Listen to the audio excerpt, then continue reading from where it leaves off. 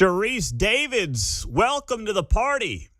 6:05 on a Thursday. It is great to have you here on KCMO 95.7 FM. You can stream us on the KCMO Talk Radio app or on the iHeart app. Well, Kansas Congresswoman Sharice Davids has decided that it's week 4 of a government shutdown. So now it's time for me to put my foot down, damn it. Yeah, that's right. She's getting in the game here. Sharice Davids, who is an expert at saying absolutely nothing and never taking a stand on anything, has decided now is the time to put her foot down. As the government shutdown is in its 4th week, and the conversation is now becoming about healthcare costs and premiums, especially if you have Obamacare. So she announced this week that she is calling on leadership to include an extension of the Affordable Care Act's Enhanced Premium Tax Credits program in any funding bill. Okay, that's from Sharice Davids. And I'm sitting here and I'm looking at this and I'm like, okay, we are now approaching the time when, of course, people might decide, what do we do?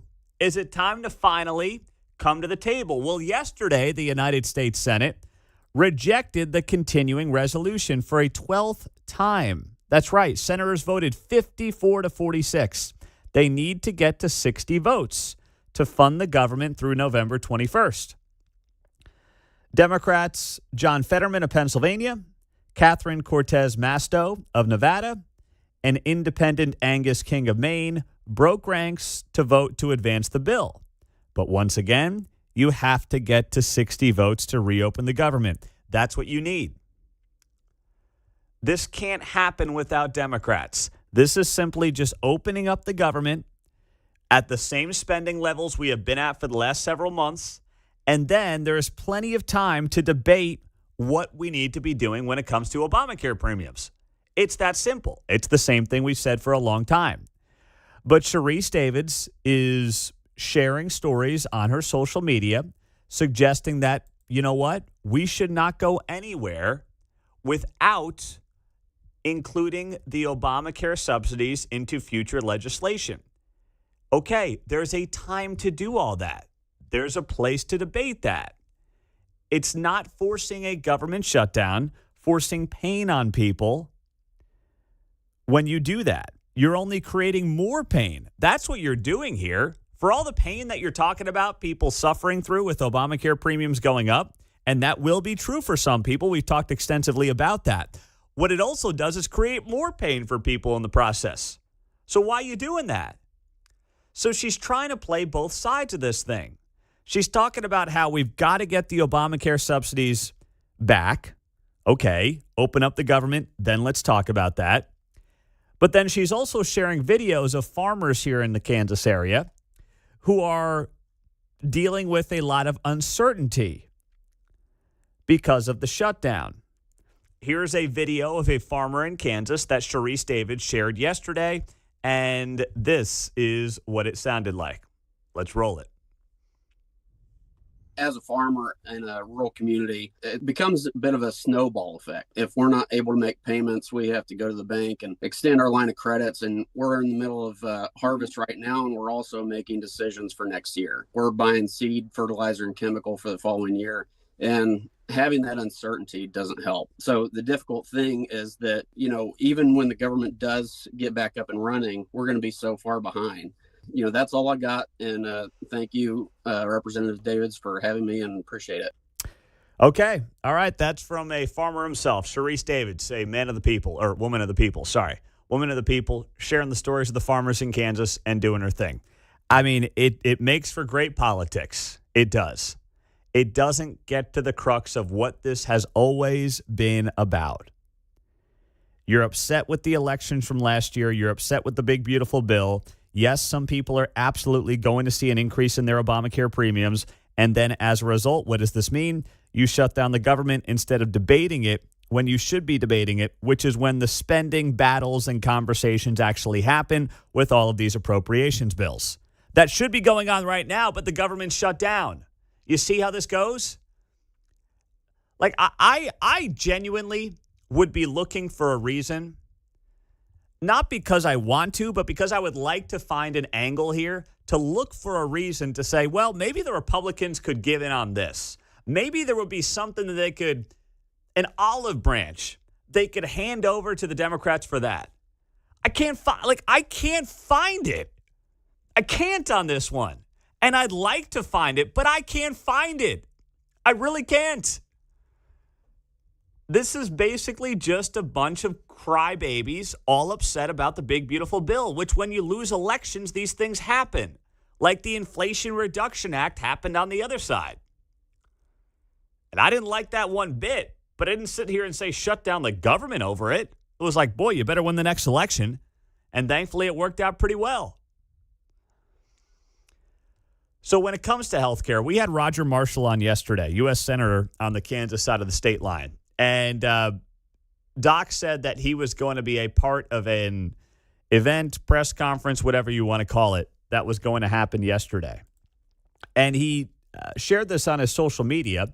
It is a clip of the Kansas U.S. Senator talking about how the real solutions are in fixing the healthcare system, not Band-Aiding the Affordable Care Act, a.k.a. Obamacare. And as a former doctor, he put this very well. And that's why people like Roger Marshall can have a great and really big megaphone right now. We need them to have that big megaphone right now where they can say what we all think when it comes to how if you're going to get a surgery today or you're going to price out a surgery or really anything involving your health, you have zero idea what it costs.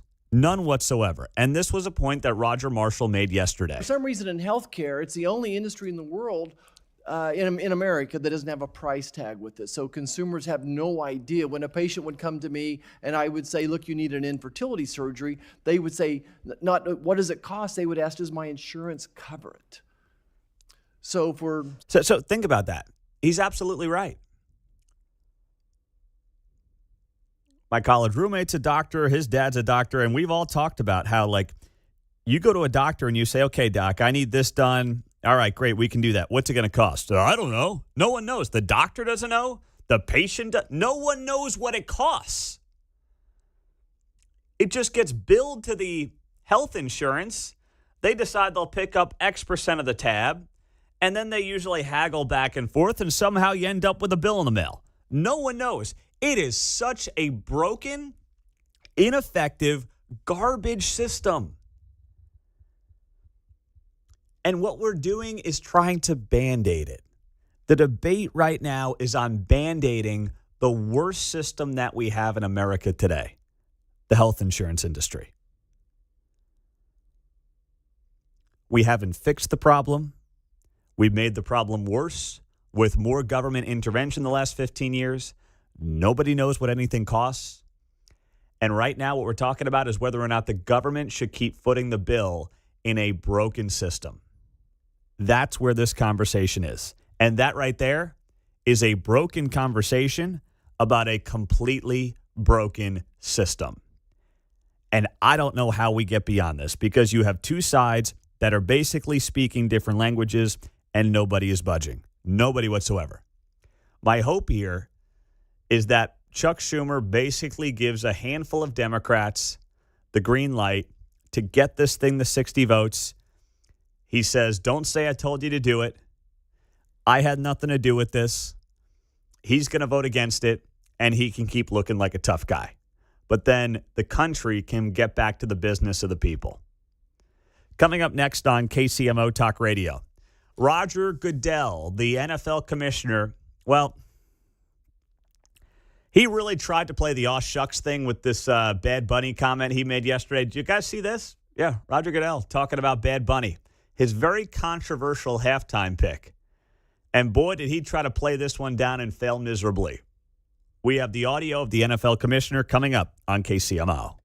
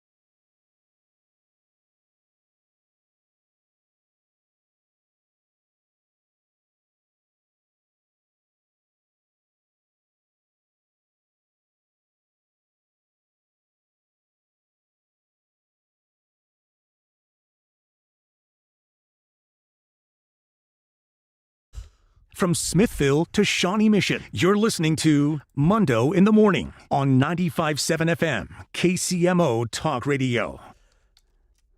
So Roger Goodell apparently thinks that the controversy around selecting Bad Bunny as the halftime performer at the Super Bowl, same thing as like picking, Janet Jackson and Justin Timberlake or Katy Perry or something like that. Yeah, everyone's somewhat controversial. Roger Goodell thinks that we're all idiots. Roger Goodell has spent so much time at the top of the mountaintop with the NFL that he believes he knows better than the rest of us. He's got the pulse of the people. This is just like all the other halftime performers. No, it's not. Goodell had a press conference yesterday. He was asked about Bad Bunny, who, of course, is a superstar on the global stage. The controversy is tied to some of Bad Bunny's past comments about ICE not wanting to perform in the United States due to ICE. And I don't mean like ICE on the roads. I mean like, ICE, the ICE agents. He also, of course, said on Saturday Night Live a couple of weeks ago that basically you've got 3 months to figure out what he's saying because he sings in Spanish at the halftime show because he's not changing what he does. Kind of basically sticking it in your face that, yes, I'm here, I'm doing the halftime show, and if you don't like what I'm saying or the fact that you don't know what I'm saying, well, you know what? So be it. That's on you. That was the approach from Bad Bunny. And you know what? Because it is the largest and biggest stage that the United States of America has, culturally speaking, I don't think it's too much to ask to say, you know what? Could we have the halftime performer of the biggest event in the country be somebody who is like speaking the language of the country? That is not too much to ask. It's not anti-Spanish, not anti-Puerto Rican. It's not any of that. It's embracing what America is. And America and the Super Bowl are the last two things that really bring 100 million people together. Nothing else in this country does it anymore. So embracing what America is and the values of America, I think, is an important part of the halftime show. This is not like faux cultural outrage. It's not what it's intended to be. It's a real conversation that I think is worth having. But here's what Goodell said yesterday. Decision to choose Bad Bunny as your Super Bowl halftime performer? He's one of the leading and most popular entertainers in the world. That's what we try to achieve. It's an important stage for us. It's an important element to the entertainment value. It's carefully thought through. I would say that I'm not sure we've ever selected an artist where we didn't have some blowback or criticism. Oh, come on, Raj. Come on. Please. Really? I mean, that's the approach from Roger Goodell here? Oh, this guy. You got to be kidding me, man. I mean, he knows better. He's downplaying this whole thing. Yeah, you go back to the days of Prince and Tom Petty and Springsteen and The Who, and everyone was controversial. No, everybody wasn't controversial. That was the point. I mean, they were beloved American music icons. All right? No, they weren't controversial. I mean, Madonna's a little nutty and was past her prime, but you know what? So was Springsteen. And I love Springsteen. Beyonce, Bruno Mars, Katy Perry, Coldplay, Lady Gaga, Justin Timberlake, Maroon 5. Like, these were not controversial. They weren't. Stop acting like, everyone's looking to complain about something around here. No, man. No. You're totally missing the point. Now, people might have been like, hey, there was a stretch here where it was obviously heavily hip-hop, pop-based the last few years. You had Kendrick Lamar and Usher and Rihanna and, The Weeknd. But that is totally different from what we've been talking about when it comes to Bad Bunny the last couple of weeks. Pretty hard to do when you have literally hundreds of millions of people that are watching. But we're confident it's going to be a great show and that he understands the platform that he's on. And I think it's going to be exciting and a united moment. Roger Goodell thinks it's going to be a united moment. Well, I'll just tell you what, Raj. I don't know what's going to happen, but I know I won't be watching. I know Turning Point USA is doing its own halftime show. They're bringing in some of the Christian artists. Mark, since this is your bucket, have we heard of any of the artists who are going to be joining the Turning Point USA halftime show yet, or no? I have not heard yet. I know Forrest Frank and Corey Asbury were trying to do their own thing, but I think it was separate from Turning Point USA, so I'm kind of confused on what's going on at the moment. Okay. Well, they got 4 months to figure it out, right? Yeah. Let's go to Jeff in Kansas City. What's up, Jeff? Hey, all I want to say is I'm so over Roger Goodell and trying to shove this Bad Bunny show in our face that I will definitely be watching the Turning Point halftime show. And if the Chiefs aren't in the Super Bowl, I will not even be watching the Super Bowl. And I'll listen. Here. There you go. All right, Jeff. You're not alone, my man. You are not alone. On the text line, Pete, there is definitely a large population of the fan base in the world, for that matter, that speaks Spanish, like Bad Bunny. Yeah, I understand that. I totally get it. I'm cool with that. I have no issue with that whatsoever. I mean, my sister-in-law is Puerto Rican. So it's not about being anti-Puerto Rican. You got to understand, it's not about that. Don't spin it that way. What the conversation is about being American and embracing this culture and this country. And don't give me the whole Puerto Rico is a U.S. territory thing, okay? I get it. We understand that.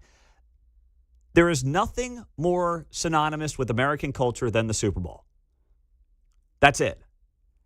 And that's why I think it's important to embrace and love this culture at this time with this event. Mark and Independence, what's going on, Mark? Hey, you know what I'd like to know is I've always heard in the past that a lot of stars that played at the Super Bowl, they didn't get paid. I wonder if that's the case with Bad Bunny. Yeah, I doubt he's getting paid. I mean, no one usually gets paid because you get so much publicity. You'll get so many downloads. You'll get so many followers on social media. You don't get paid. That's typically how it goes. Okay, I always kind of looked at it as somebody that's kind of a superstar. They used to be. They're kind of on the downside. Mm-hmm. So, but I don't know anything about Mr. Bad Bunny. Mr. Bad Bunny, that's very nice of you. That's well said. Such a nice man. That's Mr. Bad Bunny to you there, Mark and Independence. Thank you, buddy. There's delusion at play here with the old NFL on the international stages. It will be greatly embarrassed by what the World Cup does. They think they can keep up, or that's what they're going for, I think. I think you're right about that. Mm-hmm. They really think it's a global event. Internacional. While forgetting what the home base here is all about and what the home base wants. They're still taking requests on the Turning Point USA, AmericanHalftimeShow.com, and the top music genre says anything in English. I'm like, okay. Oh, my gosh. So that's literally the first thing that they're looking for the Turning Point USA halftime show. Yep. Anything in English. That's the first checkbox. Who would have thought we'd see the day, you know? I mean, I never thought I'd be like, the weekend really wasn't that bad. I mean, a little weird, a little odd. It wasn't that bad. Sign me up for that. Oh, my goodness. 913-408-7957 is how you join us on KCMO Talk Radio. Fox 4 running a story. St. Louis named the best U.S. city for single people. Who comes up with that list? My goodness. Well, speaking of what's going on here in Kansas City, our mayor was on cable news yesterday. We'll tell you why next.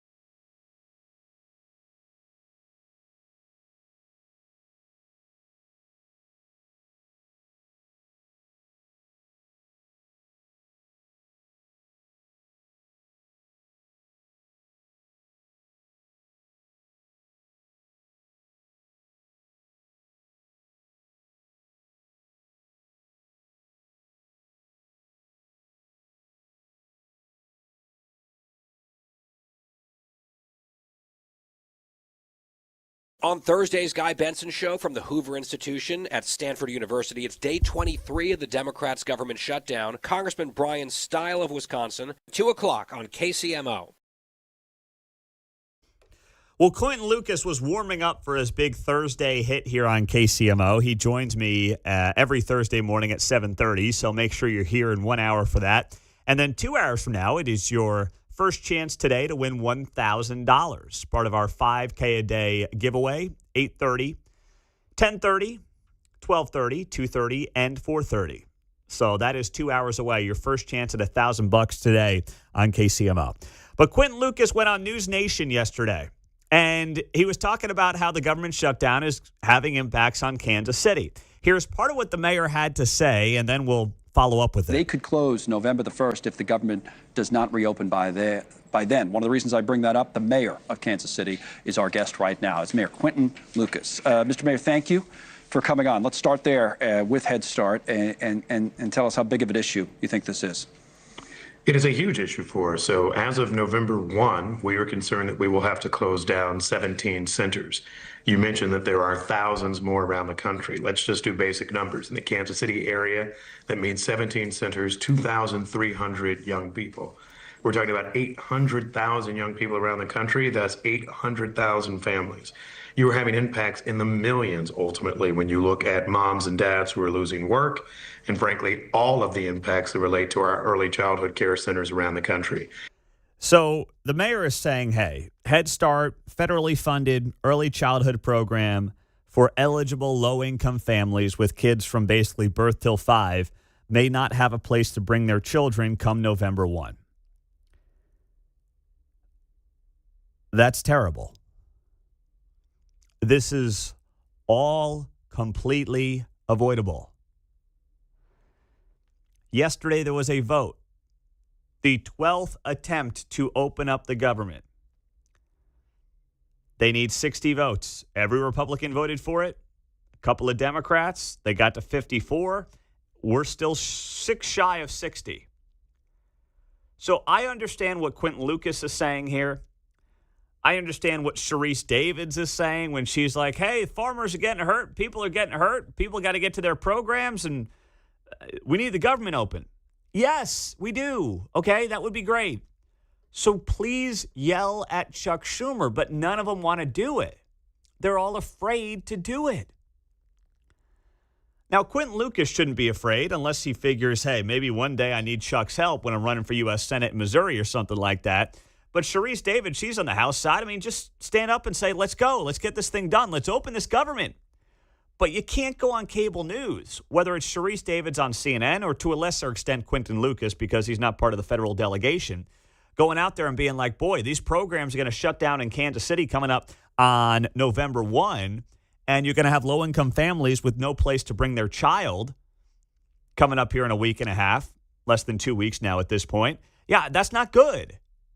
But why are we here to begin with? Here's more from the mayor on News Nation yesterday. This is something that I know some people don't think matters to them because perhaps they're not a federal employee, they're not visiting a federal landmark, but this is something that is hitting families on the streets in Kansas City, throughout America, each and every day. That's before we get to SNAP benefits, homeless services, and so many other areas where the federal government is a vital partner to America's cities. Is the time, the time that you have until this is an acute crisis, is that already passed? Is it already there?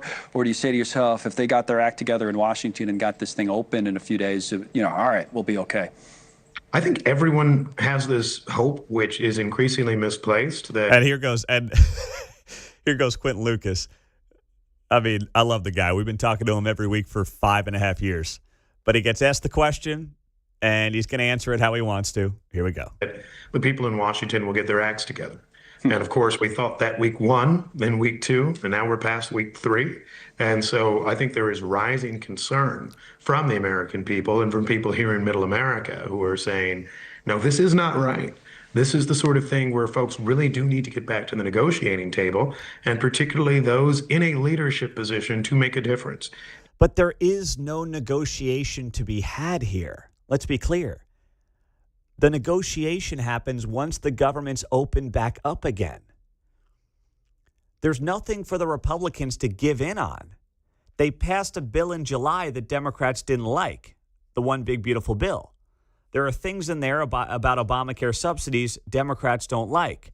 Okay, you don't shut down the government to negotiate a piece of legislation that passed legally that you don't like. This is not about getting the adults to the table. No, this is about Chuck Schumer putting an end to this absurd shutdown. One guy can do it today. He's not been willing to do it. And hearing Quinton Lucas on News Nation, not that I thought he was going to be like, you know what, it's time for Chuck to go. He's got to get him out of here. It's time to open the government. I didn't think that was coming. But let's be clear, this is not about like the adults coming to the negotiating table. This is about one guy who's acting like a child and is holding his whole party and as a result, the entire country hostage. That's it. That's the story in its simplest form. Now, as for the question the mayor was asked, which was, hey, if they can get this all reopened in the next, let's say, 7-8 days before the month of October's up, can you get the Head Start program back up and running by November 1? I mean, I think the answer is yes. That's just my guess because he didn't answer the question. So my guess is if they can come to a conclusion here in the next few days, we'll be fine when it comes to food stamps in November, the Head Start program being opened up, all these things that, you know, we do want to have, right? We want to have these programs open and available to people.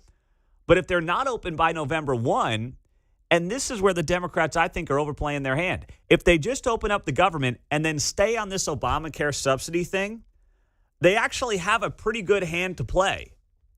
They actually have a pretty decent argument that for people who aren't paying attention, they're going to buy into it and be like, whoa, these costs are really skyrocketing. What's happening here? Now, of course, the conversation should be about why we've had to subsidize this Affordable Care Act thing to the tune of, $1,000, $2,000 a month for certain families. That's a fair conversation to have. But for people not paying attention, the Democrats will have brought the issue to the forefront. They will have reopened the government if they're smart in the next few days, and then they can keep hammering away on this topic. I really think they've gotten out of this what they've wanted. Now the question is, are they going to overplay their hand? 913-408-7957 is the text line and the studio line on KCMO. Let's go to Bonner. That's where Dennis is. Go ahead, D-Man. Hey, I really don't like the morning starting out agreeing 100% with you, but you're right on, buddy. All you have to do is listen to what Catherine Clark, a Democrat whip, she's the head whip of the Democrat Party in the House, what she said. She said, people are going to be hurt, but they have to be hurt because this is our only leverage we have. So they're trying to legislate by doing this, the shutdown, instead of having the power to legislate. And that's basically what you're saying, and I totally agree with you. Now, why are you bothered by waking up and agreeing with me? Well, because I don't like to totally disagree in the morning. I mean, you told me there was nothing to see in Woodward, Oklahoma, and then yesterday you told me there was 2 Brahms there. Hell, if I'd have known that, I'd have eaten Brahm. Well, I would have never said a bad thing about Woodward, Oklahoma, where I started my career. So I think you're just hearing what you want to hear, and you're not hearing what I'm actually saying. This is now becoming a conversation that I have with my wife. That's what this is turning into. You don't want to agree with me. You're putting words in my mouth. I don't like where this is going, Dennis, so I'm going to end the phone call. Later, buddy. See you later. I appreciate it. 913-408-7957 is how you join us on KCMO Talk Radio. I was getting nervous there. I didn't like where that was trending with old Dennis in Bonner Springs. I also don't like where this government shutdown is trending one bit. On the text line, Pete, Kansas City deserves a mayor with vision, integrity, and nerve to make real change happen. Well, you'll have a chance for that coming up in 2027. That's when the next mayor's race is, and Quinton Lucas is termed out by then. So if you're looking forward to that day, so be it. The one thing I will say is he's here every Thursday morning at 7:30. And there's a lot of people that would never in a million years do that. And he does do it, to his credit. We'll get to the 6 at 6, the top 6 stories in the 6 o'clock hour coming up on KCMO 95.7 FM.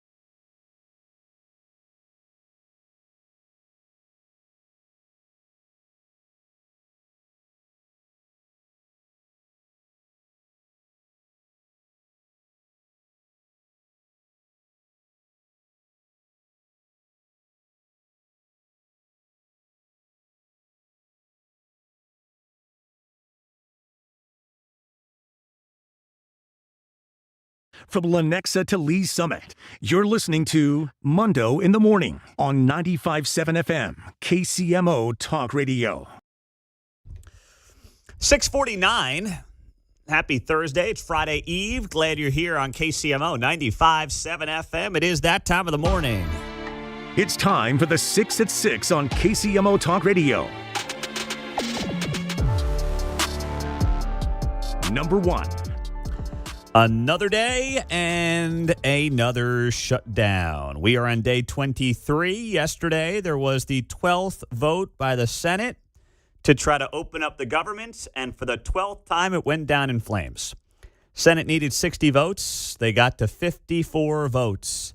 51 Republicans plus John Fetterman out of Pennsylvania, Catherine Cortez Masto of Nevada, and Angus King of Maine broke ranks, but they are still not at that 60-vote threshold. So now we are on day 23 of a government shutdown with no end in sight. Number 2. Well,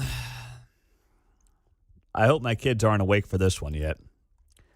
Kansas City Zoo and Aquarium mourns the loss of a 47-year-old elephant, longtime resident Lois.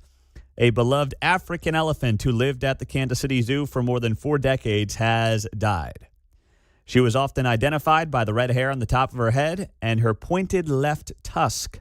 Lois was born in 1978 and arrived at the Kansas City Zoo in September of '82 with another elephant, Leah, who still lives at the Kansas City Zoo.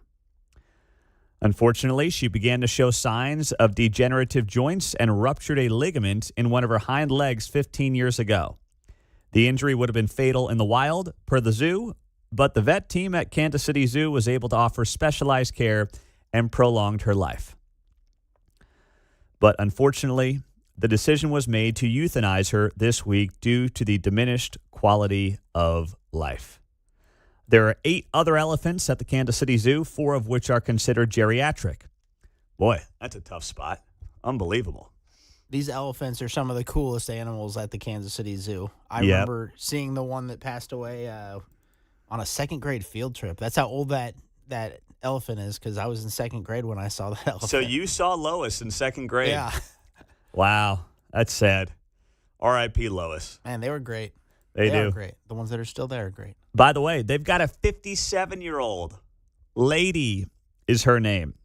Oldest African elephant in North America is right here at the Kansas City Zoo. So you probably saw her, too, back in the heyday, Mark. They've had, it's just, they keep growing, too. Like, they have this nice elephant, I don't know what you call it, but arena, I guess you could say. Mm-hmm. They have this really cool spot for all the elephants, and you can always see them, too.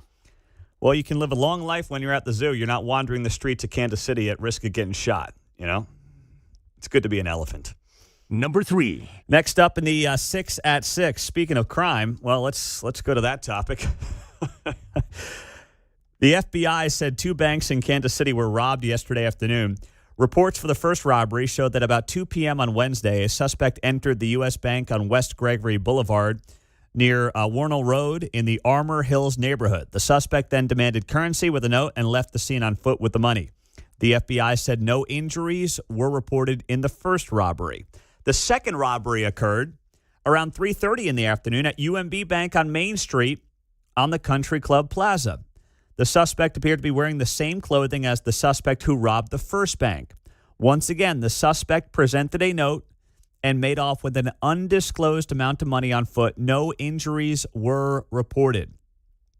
Suspect described as being around 5'10", medium build. We have photos of the individual, but his face was covered.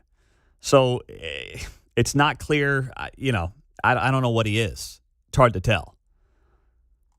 But 2 banks in Kansas City, including the UMB Bank on the plaza. So more great news for the plaza as we roll through the 6 at 6. Number 4. Well, speaking of the plaza, let's go there. The owner is looking to revitalize, of course, the plaza.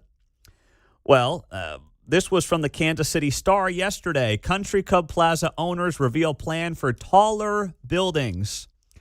Yesterday, the owners that bought the 15-block district filed its master development plan with the city, in which it laid out preliminary ideas to be presented to the City Plan Commission and the City Council. I'll talk to Mayor Lucas about this coming up next hour. A map that is part of the submission titled Height shows possible height allowances of up to 150 and 200 feet, roughly 10 to 15 stories or more, in spots on the plaza where buildings are currently 3 or 4 stories tall. Listen, these guys are the experts. I'm willing to hear more about this. I just know that they've got vacancies all over the place. So I'm trying to figure out why exactly more space is the answer when you can't fill the space that you have. But I'll ask the mayor about it next hour, see if he's got some of those answers, and also see what he thinks about how that's going to play out. Number 5. Number 5, for a limited time this weekend, you can get gas for 66 cents at an area Kansas City gas station. You heard that right. 10 a.m. this Saturday, all fuel types at Phillips 66 C-Store in Lone Jack will be 66 cents per gallon for 66 minutes only. Oh, my goodness. Lone Jack's about to explode on Saturday morning. They got a Casey's out there, too. Stop by, get some pizza. Phillips 66 doesn't have any food, so. Yeah, you probably got to go to the Casey's up the street, but that's a tourist trap right there. Yeah, that's a good one, man. That's a really good one. Get pumped for 66. The limited-time Fuel Frenzy event aims to bring locals and out-of-towners to the newly refreshed store. Attendees can expect music, giveaways, and other surprises. I might go as long as they're not playing Bad Bunny out there in Lone Jack. All right? You guys avoid the Bad Bunny. We'll be fine. I'll come up. I'll fuel for 66 cents a gallon. Although with what Trump's doing with these gas prices, it's not as good of a deal as it was a year ago under the last guy. I'm just saying. All right? Come on, man. So that's some good news if you're out in eastern Jackson County this weekend, or you want to make a little road trip out of it. Why not? That could be fun as well. Lastly, in the 6 at 6. Number 6. Thursday night football tonight. All right? We should all be rooting for the Minnesota Vikings. I hate to root for Tim Walz's team. I hate to root for Happy Hands, but I got to do it because they are playing the Chargers. All right, so tonight we are all fans of the Minnesota Vikings. We'll suck it up, hope they beat the Chargers, and away we go. Skol. There you go. There you go, Mark. Well done, my man. Well done. You got a little parlay cooking for tonight? What do you think? I think I could do that. All right. Maybe later in the show. Maybe we can end the show with that at 9:50. There's an appointment listen for you. 9:50, Mark's Parlay on Thursday Night Football. Coming up, we'll get to this. The president is calling out cattle ranchers? Uh-oh. I want to hear from you and follow up on yesterday's story next.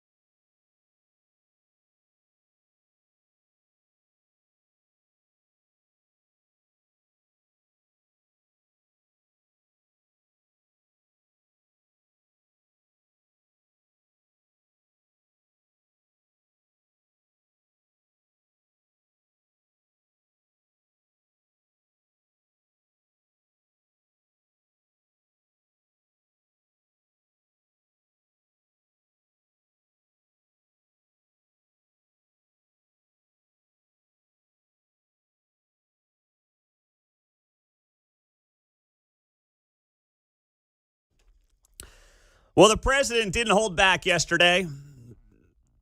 He's going off on this cattle rancher deal that we talked a lot about with you, and we got some great callers. Many of you asking, hey, Pete, where do I find those callers from yesterday's show talking about the ranching controversy that is now going on? I said you go back to the podcast. If you want to hear it there, you can hear it there after the show is over. So yesterday, we talked to you about the fact that the president stirred up a little controversy when he said he's considering allowing Argentinian beef to be imported to the United States, in part because beef prices are very high right now. And yesterday, the president puts out this post on Truth Social, reading, quote, "The cattle ranchers, who I love, don't understand that the only reason they are doing so well for the first time in decades is because I put tariffs on cattle coming into the United States, including a 50% tariff on Brazil. If it weren't for me, they would be doing just as they've done for the past 20 years. Terrible. It would be nice if they would understand that. But they also have to get their prices down because the consumer is a very big factor in my thinking also." Okay. You guys know. I love Trump. But that's a very stupid post.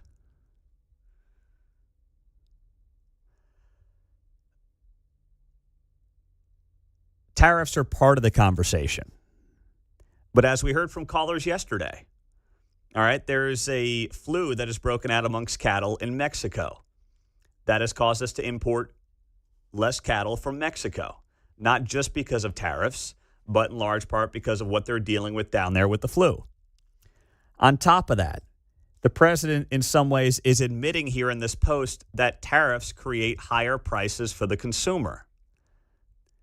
He's saying that cattle ranchers are doing great because he has tariffed Brazil, where, of course, a lot of beef also comes from. So the president, in a roundabout way, is admitting that tariffs create a higher cost to the consumer because it lowers competition. That's not really a great ringing endorsement for tariffs in general here. It's not. But then he's also trying to say, on the other hand, you're doing great because of me and the tariffs, but the consumer's not doing great because of me and the tariffs. Well, okay, which one is it? And yes, I mean, the president has to be obviously aware of the fact that while ranchers may be doing well, people at the grocery store are not doing well. And he's absolutely right to note that. But also, we have had a major issue when it comes to a lack of supply in cattle for several years.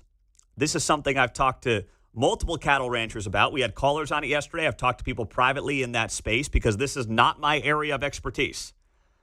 But I talked to a couple of big-time ranchers over the last couple of days, and they said partially because farmers were incentivized to do things like grow soybeans. The government incentivized them to do that, so some of them got out of the ranching business. Now they love to have some cattle because the price of cattle has skyrocketed the last couple of years. But it's very costly to do that right now. It's not as easy as like, all right, I'll just go buy some cattle. Like that's expensive right now to do, especially with interest rates where they're at and everything else. So this is a classic supply and demand issue, and you can't just replenish the supply overnight when it comes to cattle. It just doesn't happen that way.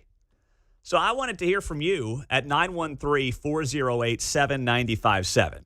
It's not like everyone, the cattle community is turning on Trump over this or anything like that, but I do think the conversation needs to be had in terms of what's really going on here.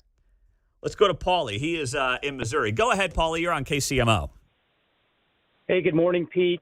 I had a reaction to that. I think the president is annoyed by the noise that's being made here. And just to reiterate what you're saying there, it may have the opposite effect that he's looking to get at the meat counter and lowering prices, because the signals that he's sending is that, hey, we need to lower beef prices, we need to lower cattle prices, and it takes about 2 years for a producer to save back a heifer before she starts making money for that producer again. And right now at, record high levels, a producer is likely going to hold on to those heifers. The herd size is the lowest it's been since 1951.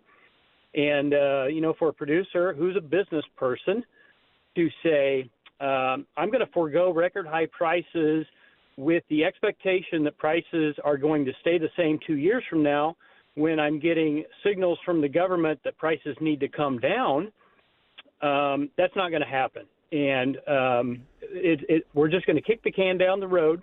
We're not going to build the herd back until prices do come down at that level. So the USDA follows those statistics, and this summer was the first time in several years where there were indications that the herd size was starting to grow, which again increases supply on the market and lowers beef prices. Yesterday, the market was limit down. The beef market was limit down in response to his post. And me, like most producers, is probably going to sell while the selling's good rather than building the herd. And it's going to be another 12 months before we start building the herd size, which means it's going to be another 12 months before we start bringing those meat prices down. So just so I understand, you're saying the reaction to yesterday's post from many ranchers, including yourself, would be theoretically to unload what you've got now while the prices are high, instead of playing the long game and trying to rebuild the herd, which actually would be the thing that would bring down prices over the long term. Exactly. Wow. So it really could have the reverse effect of what he's trying to have happen here. Exactly. That's not good. How long have you been doing this, Paulie? 25 years. Wow. Well, thank you for the expertise, my man. I appreciate you. You bet. Have a good one, Pete. You as well. 913-408-7957. Now, Mark Alford yesterday, of course, Missouri congressman in the 4th Congressional District, he sat down with a constituent and talked about how he believes and she believes the problem is the processing companies. Take a listen to this back and forth between Mark Alford and a constituent who also is a cattle rancher. Let's take a listen. I had the hope for change that we needed. So I want to ask you, what were you saying about the beef? What is the issue right now with local producers like your family? my family is part of they're in the production chain, and I'm in the retail side of it. So I have knowledge of both sides. So the problem is in the middle. It's the packing houses. It's the big 4, big 5 packing houses. They tend to manipulate the pricing by shortening their kill days. So rather than killing 5 days a week, having a 5-day-a-week slaughter schedule, they'll reduce it down to 3 days, and the price of beef, price of meat will go up because supply and demand has been affected. All right, so that is Sherry Keegan talking to Mark Alford yesterday. He shared that clip on social media. So she is saying it's the packing houses that are also manipulating the prices. The point is, it's not one thing. You heard Paulie, who's been doing it for 25 years, say, the herd is at its lowest level since 1951. That is just, economics 101, that is supply and demand right there. There is not enough supply of cattle to meet the demand. You hear this person tell Mark Alford that we've got an issue when it comes to the packing houses and what she believes is price manipulation on their end. You have also the screwworms down in Mexico causing problems with supply of their cattle, which in some cases would come to the United States. So it's not one thing. But I don't think the president going after the cattle rancher right now is the play here and being like, you better thank me, but I got to also worry about the people at the grocery store, and this is all because of my great tariffs. No, it's actually seems like it's mostly driven by free market principles and free market things that have caused this problem to continue to persist. And that's why you go to McDonald's now and a quarter pounder with fries and a drink is like $11. It's part of the reason. 913-408-7957. We will get to more of you coming up here on KCMO Talk Radio. Mayor Lucas is 20 minutes away. And next hour at 8:34, your first chance this morning to win $1,000, part of our 5K a day giveaway at 8:34 on KCMO.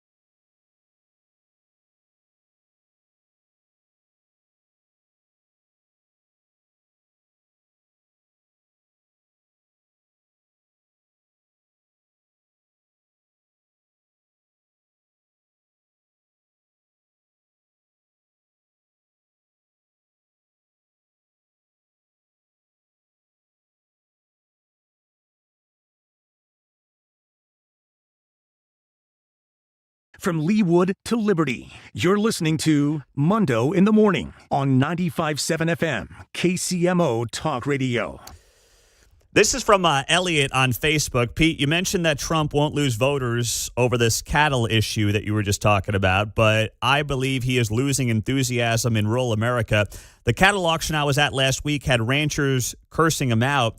It could have impacts on the midterm turnout. Farmers are unlikely to jump parties, but they will stay home. That is from Elliot on Facebook. Well, listen, that's a good point, because if someone stays home, that's just as potentially unvaluable as losing their vote in some cases. And the president has obviously relied in 3 elections on a very high turnout in rural America. So it's not just about getting the margins that he gets. It's about driving up the turnout and the numbers that he gets in rural America as well. So that's where it could hurt him, John. I'm with you, but I'm the grumpy old man going, hey, we're all for austerity unless it affects us, right? Well, that's a good point, too. You know, come on, man. Let's toughen up. It's temporary. Yes, that's a good point as well. Bite the bullet. Yep, I'm with you there. Okay. But I also could see that happening. Sure. If people just get fed up. I mean, you know, everybody wants to pout. People are emotional when it comes to voting, right? I mean, it's all about how it impacts them, and I get it. I really do get it. All right, this is some breaking news that we've got here this morning on a Thursday. Here we go. Miami Heat guard Terry Rozier was arrested early this morning as part of an FBI sports betting gambling probe, per ESPN. The Eastern District of New York and FBI Director Kash Patel will hold a press conference, 10 o'clock Eastern, 9 o'clock Central, to announce arrests from this investigation. Mark, are we going to have you getting dragged out of here by the FBI by the end of the show today? No, I'm not in on anything like that. I would bet his unders, though, because he's not very good. I don't even know who the guy is. Terry Rozier, Miami Heat guard. I'm not surprised by any of this, man. I mean, listen, these professional sports leagues treated sports betting like, we're not touching that. Third rail, don't go near it. And now they just are like, send us the money. Keep the checks coming. I mean, Pete Rose is still, I believe, completely mistreated based on how hypocritical these leagues have been around sports betting. And it's not a shock that you got a guy now who is arrested and tied up in an FBI sports gambling investigation. The leagues or the sports books are trying to do something to combat this a little bit. Now, if the player leaves in the first half of a game with an injury, you know, they void that leg of the bet. So some guys, they leave the game early and there's some question, oh, was he really hurt or is he just doing this because maybe people are betting the unders on this guy? Oh, so there's a little bit of that. So if you bet like an NBA player under 19.5 points and then he magically leaves the game in the first half, and you're like, was that really an injury or is he, you know, trying to help out a sports bettor here? That makes sense. I mean, yes. So do they, if that's part of your parlay, do they just throw that leg out the window and you can still hit the parlay? Yep. Yeah, exactly. So it doesn't basically remove your entire bet. Your odds will go down for the parlay, but it won't remove your bet. Yep. And if you bet on it solo, then, yeah, that bet just doesn't count. You get your money back. You just get your money back. All right. Well, that's good that they're thinking ahead on this stuff because there is a lot of fishy stuff that could be going on with sports betting as easy as it is. And listen, I like to have fun once in a while. I'm not like Mark betting. What were you betting the other night? Champions League soccer? Champions League, yeah, European soccer, yeah. 8-way parlays on European soccer. I mean, nailed it. Easy. You nailed it. Oh, gosh, stop, Mark, stop. All right, stop justifying your behavior over there. I've had enough. But good for you. You made some money on it. But, you know, here and there, I'll enjoy it once in a while. But, you know, you got to be careful, especially with the college athletes. That's where I have a lot more concern. These pros are making so much money, it's hard to justify them going down this road. But the college players, man, that's where I think that you could really take advantage if you wanted to try to get away with something nefarious. But we'll see what the FBI has to say about this at 9 o'clock this morning. Josh Hawley is going to be here on KCMO at 9 o'clock. That'll be a great conversation with the U.S. Senator from Missouri. We'll talk shutdown. We'll talk strategy. We'll talk about, yes, the cattle ranchers and also the drama around the East Wing. I've never seen anything like it. I put up a meme yesterday of the East Wing as just a Trump Tower, and it went viral on Facebook if you want to see it there. The mayor of Kansas City is coming up in his Thursday morning slot. The plaza, the sports teams, and everything else in between with Mayor Lucas coming up next.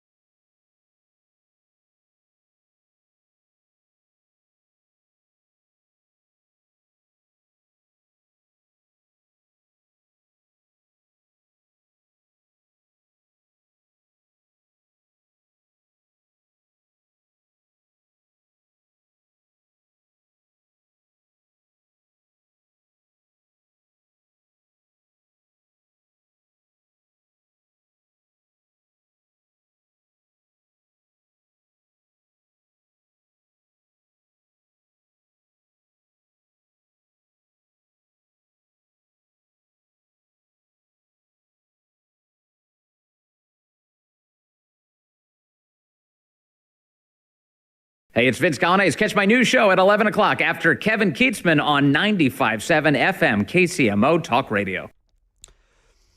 Fresh off his appearance yesterday on News Nation, the mayor of Kansas City warming up with that, joining us on KCMO in Kansas City. Good morning, Mr. Mayor. Appreciate the time as always.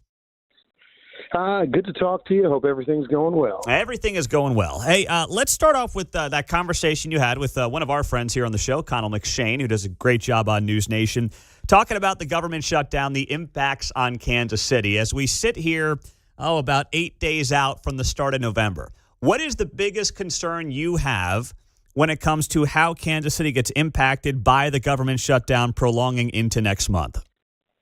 You know, I think the employment aspects are going to be pretty serious. So I think you might have seen the news yesterday, up to 1,600 Honeywell employees who are out in South Kansas City working on important things, primarily connected to the Departments of Energy and the Department of Defense. I think that's going to be a real issue for us. I think the child care, something we've been talking about for a little while now, up to 2,300 children, that's just on the Missouri side, who are in Head Start-affiliated programs, can find themselves without care.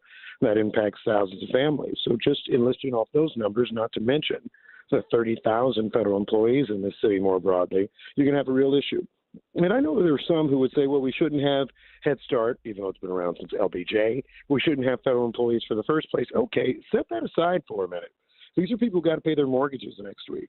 These are people that got to pay their bills. They got to survive and they got to live, and they are playing by the rules fairly each and every day, serving their country, many of whom, I'll remind you, are veterans of the United States Armed Forces. So I think the federal government needs to get it figured out. And I will say this, I'm not big on the blame game either. But you know this, Pete, and I know this. When there's a big thing that goes on in Kansas City, people say it's the mayor's fault. And by and large, I have to answer for it. I would say the President of the United States, the Speaker of the House, and the Senate Majority Leader, all of whom are the most powerful people in their respective institutions, with the President being the most powerful, should get it together, come to a solution soon, and make sure we can get our people back to work. So how does John Thune do that when, as you well know, they got to get the 60 votes and they can't get a handful of Democrats to reopen the government at the same spending levels they've just been at for the last few months? Like, what are they supposed to negotiate right now? It is very simple negotiation, though. I mean, look, they need to figure out how to make deals. The president's the best at making deals, right? He's flying around the world talking about deals between Hamas and the Israelis, deals everywhere around the world. I think that you can figure out a deal with Chuck Schumer, something that's happened many times before. Now, I get where Senate Democrats are saying, wait, we got stung before because we passed what we thought was a budget stopgap, and the president was still finding ways to redirect funds that had already been appropriated by Congress. So the Democrats want certain guarantees that those changes won't happen again, that if there's something that is in this budget deal, it stays firm, and that you have spending levels that make sure certain programmatic efforts that have been passed by Congress survive. I think John Thune, who has been in the U.S. Senate since probably I was at least early years of college, is somebody who can get it all figured out. I think that, frankly, Democrats are ready to truly negotiate, but are going to make sure that they protect their view of the American people's interests. And, frankly, I think they're totally valid in that position. So you think that the Democrats should hold the line right now on this? I think the Democrats should come to a fair negotiation, good arm's length negotiation like you see with many others. But to contend that when the Republicans control the White House, are the leadership in both houses of Congress, and by the way, have a very friendly United States Supreme Court, I do not think necessarily that this is the sort of thing that should, in some other way, getting chased by a dog outside now, that this is the sort of thing that they should just defer to whatever the Republicans say further. The Republicans can get this all done. I think they will, but it's going to take them doing some real work in negotiation. So what about doing it, the old-fashioned way, which is just leave the government open and then debate all this stuff through all the appropriations bills and that process, which, of course, would be playing out right now if the government was opened up? I think that the reason that you're not seeing that is the new trend that we're on. We've had a prior President Trump shut down during his first presidency. We're seeing it done this way now. These are certainly the tactics that Senator McConnell, when he was in Republican leadership, would use as well. We have seen in some ways a change in how we do legislative negotiations. While that perhaps is frustrating to some, I think that is something that's just a reality of modern American political life, and we can find a way to get these deals done. Even though Senate Republicans supported a clean CR, a continuing resolution, a dozen times under Joe Biden? Now we look at it the other way, and I guess it's not good enough. I mean, that's the moral of the story here, isn't it? Like Republicans did it for Joe Biden, and Democrats are basically saying we're not doing it for Trump. I don't think that's accurate at all. I think when you look at the averting of a prior shutdown, Senator Schumer, Democratic leaders in the House and Senate, all said that, frankly, they do want to find a way to get to compromise. But compromise is not total acquiescence. You have seen the White House and Republican leaders divert funds that have already been approved, threaten the survival of whole programs that have been enacted by Congress, including cabinet-level departments like the Department of Education. I think it is totally worthwhile for Democrats to say, we want to extract at least a few promises that you will follow the will of Congress in whatever budget compromise we get now. And I think that is entirely reasonable. It's the sort of thing that can get a deal done in no time. Well, it's interesting because, what you're saying is really different from what you're hearing from national Democrats who are making it much more about Obamacare premiums and the cost of health insurance. So you're talking almost a different language than what you're hearing from Schumer and even some people locally like Congresswoman Davids. Is your approach the one you think they should be taking on the national stage? Because really what you're saying is not what they're saying, right? Is that fair? Yeah, I mean, I'm not hearing what you're saying from their mouth. Yeah, obviously, I mean, I think I'm right. I think that the viewpoint is that you had some fairly tough compromises that Chuck Schumer made in the spring. I think it's fair to say that Senate Democrats and congressional Democrats more broadly believe that they got burned. So they're trying to make sure that there are real promises and concessions that are made in this one where it's not where the White House isn't going back on its word in connection with any number of the deals.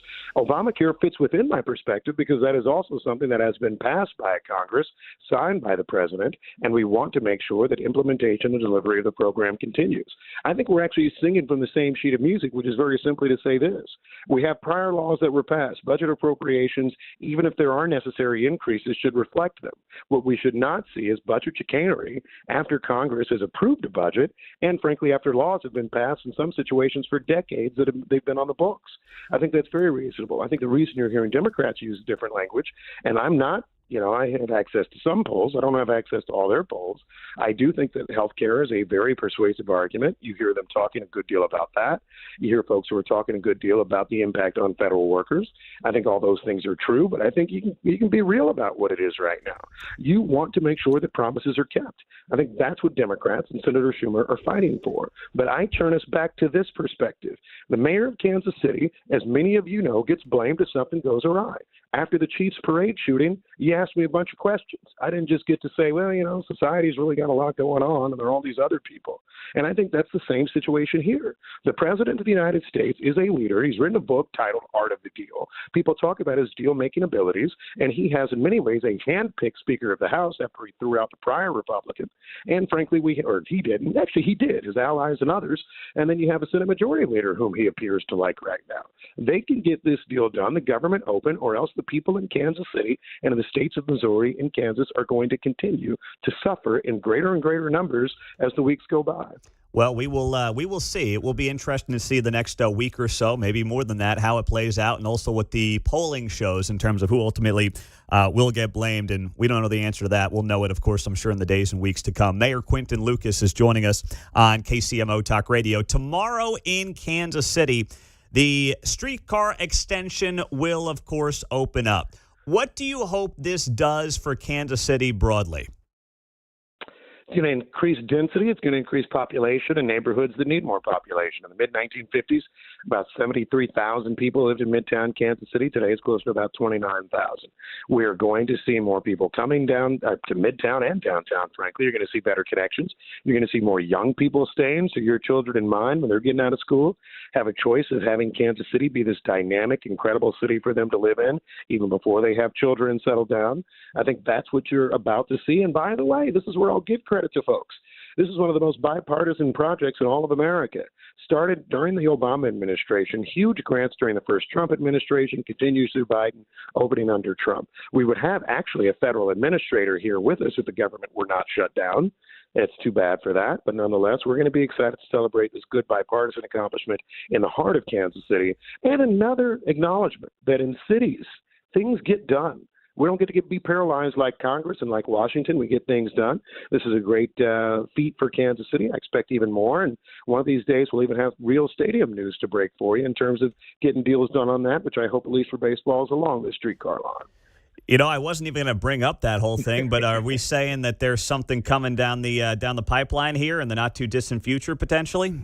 I'm quoting the paper today as saying that in Kansas City, unlike some others, we're professionals and we're going to negotiate professionally, not necessarily in the press. So I'll leave it to my good friend running for governor of Kansas on the Republican side to add some puffery to the chat and all the others that are doing videos and releases. For now, I'm just going to say we'll keep talking and we'll make sure, Pete, you're one of the first people to know when there is real news, not just news about potential news around the way. All right. Well, we're not dotting any I's and crossing any T's here on any deals, unlike some people down the dial. Take me through then, speaking of sports, I know the Big 12 Media Days were this week in Kansas City. That tournament is in Kansas City through 2031. You talked to the commissioner there, Brett Yormark. What do you think the future of this basketball conference in this city will be beyond the Media Days and the tournament? What does that look like between this league and this city? I think, first of all, college sports, and we can have a whole long chat on that, the future of college sports, does the NCAA survive, et cetera. I think regardless, the conferences do. You're seeing different ways of adapting, private equity investments in the Big Ten, the SEC, frankly, demolishing everyone on television ratings every Saturday. I mean, it's an interesting time. I think the Big 12, as it enhances its football brand, has an exceptional basketball brand, and in many ways, the best postseason tournament in the country. Kansas City is the type of unique market that gets that sort of energy and interest for the Big 12 tournament in ways that a Las Vegas, Salt Lake City, heck, I guess they're everywhere now. Phoenix probably doesn't. So we'll fight mightily to continue to host the Big 12 men's and women's tournaments. I think you'll expect us to see more investment on the women's side, trying to get more butts in the seats, more investment, more sponsors. That's something that Commissioner Yormark and I have worked a lot on, as you're seeing, frankly, just more money, more eyeballs on women's sports. And ultimately, I think this is going to be Kansas City's tournament for the long haul, but it's going to require us to spend some more money. Look for further appropriations to support the T-Mobile Center. Look for that TNT kind of subleasing contract that the Big 12 has right now in football to be a little bit more dynamic even in the basketball season. You'll see Kansas featured there and others. And I expect us to continue to host this tournament for a long time. But I'm excited about the future of college sports. More people are watching. More is booming. Sports are key entertainment. That's why we talk about investing in them. And Big 12 is like having another professional team here in Kansas City. We're excited to have them. So are there short-term upgrades you're talking about at T-Mobile that could be coming soon? There's a chat of about $12 million and some more short-term upgrades. Some of those are more basics. Others are kind of that fan experience.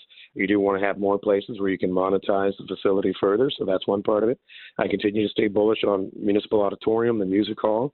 We've got to get, if we're going to keep that facility up, and it's hosted however many Final Fours and all of that, a big investment in that, more than the $50 to $75 million range, gives you the opportunity to move the women's tournament back there in a unique, outstanding, glory, historic facility, which is something that I think we should look at, particularly following the success of CPKC Stadium, women's soccer being right-sized. That's kind of a longer-term perspective, but something that we're very interested in working on in Kansas City. All right. Mayor Lucas on KCMO. Hey, last thing for you, Mr. Mayor. Every Sunday I get a copy of your schedule for the upcoming week, and this is now the second or third time I've seen this where your schedule people always put, when you're going on other radio shows, lowly rated national panhandler radio shows, and you never give a shout out to KCMO on the Thursday morning itinerary. And I've had enough of this. So please pass it on to the schedulers to stop promoting other radio shows when all the news you make comes out of this radio show. Let's be honest. You know what? You were right. We have broken a lot of, I think it's almost every week. I was even quoted in something this week, and they're like, he said on radio. Sometimes they don't even really give you credit, but we will make sure we incorporate that suggestion into the future schedules so that everybody knows where news happens on KCMO Talk Radio. That's all I'm asking for. Thank you very much, Mr. Mayor. We'll talk to you next week. Have a great week. We'll see you. All right. I mean, every week I get the schedule on Sunday, and it's like on Wednesday, Mayor Lucas will appear on National Panhandler Radio at 9 a.m. But then on Thursday, it says Mayor Lucas will chair the business session at 1 p.m. Well, what's he doing at 7:30 on Thursday? Come on. That's what really matters. I mean, all the news is coming out of this place. And they're shouting out lowly rated government-funded programs. Jeez. I had to bring it up. It's like the third time I've seen that now, and I'm getting sick of it. Well, it's typical of city efficiency. Maybe. He said as a lifelong resident. Oh, man. 913-408-7957 is how you join us on KCMO Talk Radio. Wow. Now, this gambling ring in the NBA, former All-Star and Portland Trailblazers head coach Chauncey Billups has been charged in an illegal poker operation tied to the mafia, according to law enforcement. Wow. This thing is getting wild. We'll get to more with you here coming up on KCMO Talk Radio 95.7 FM.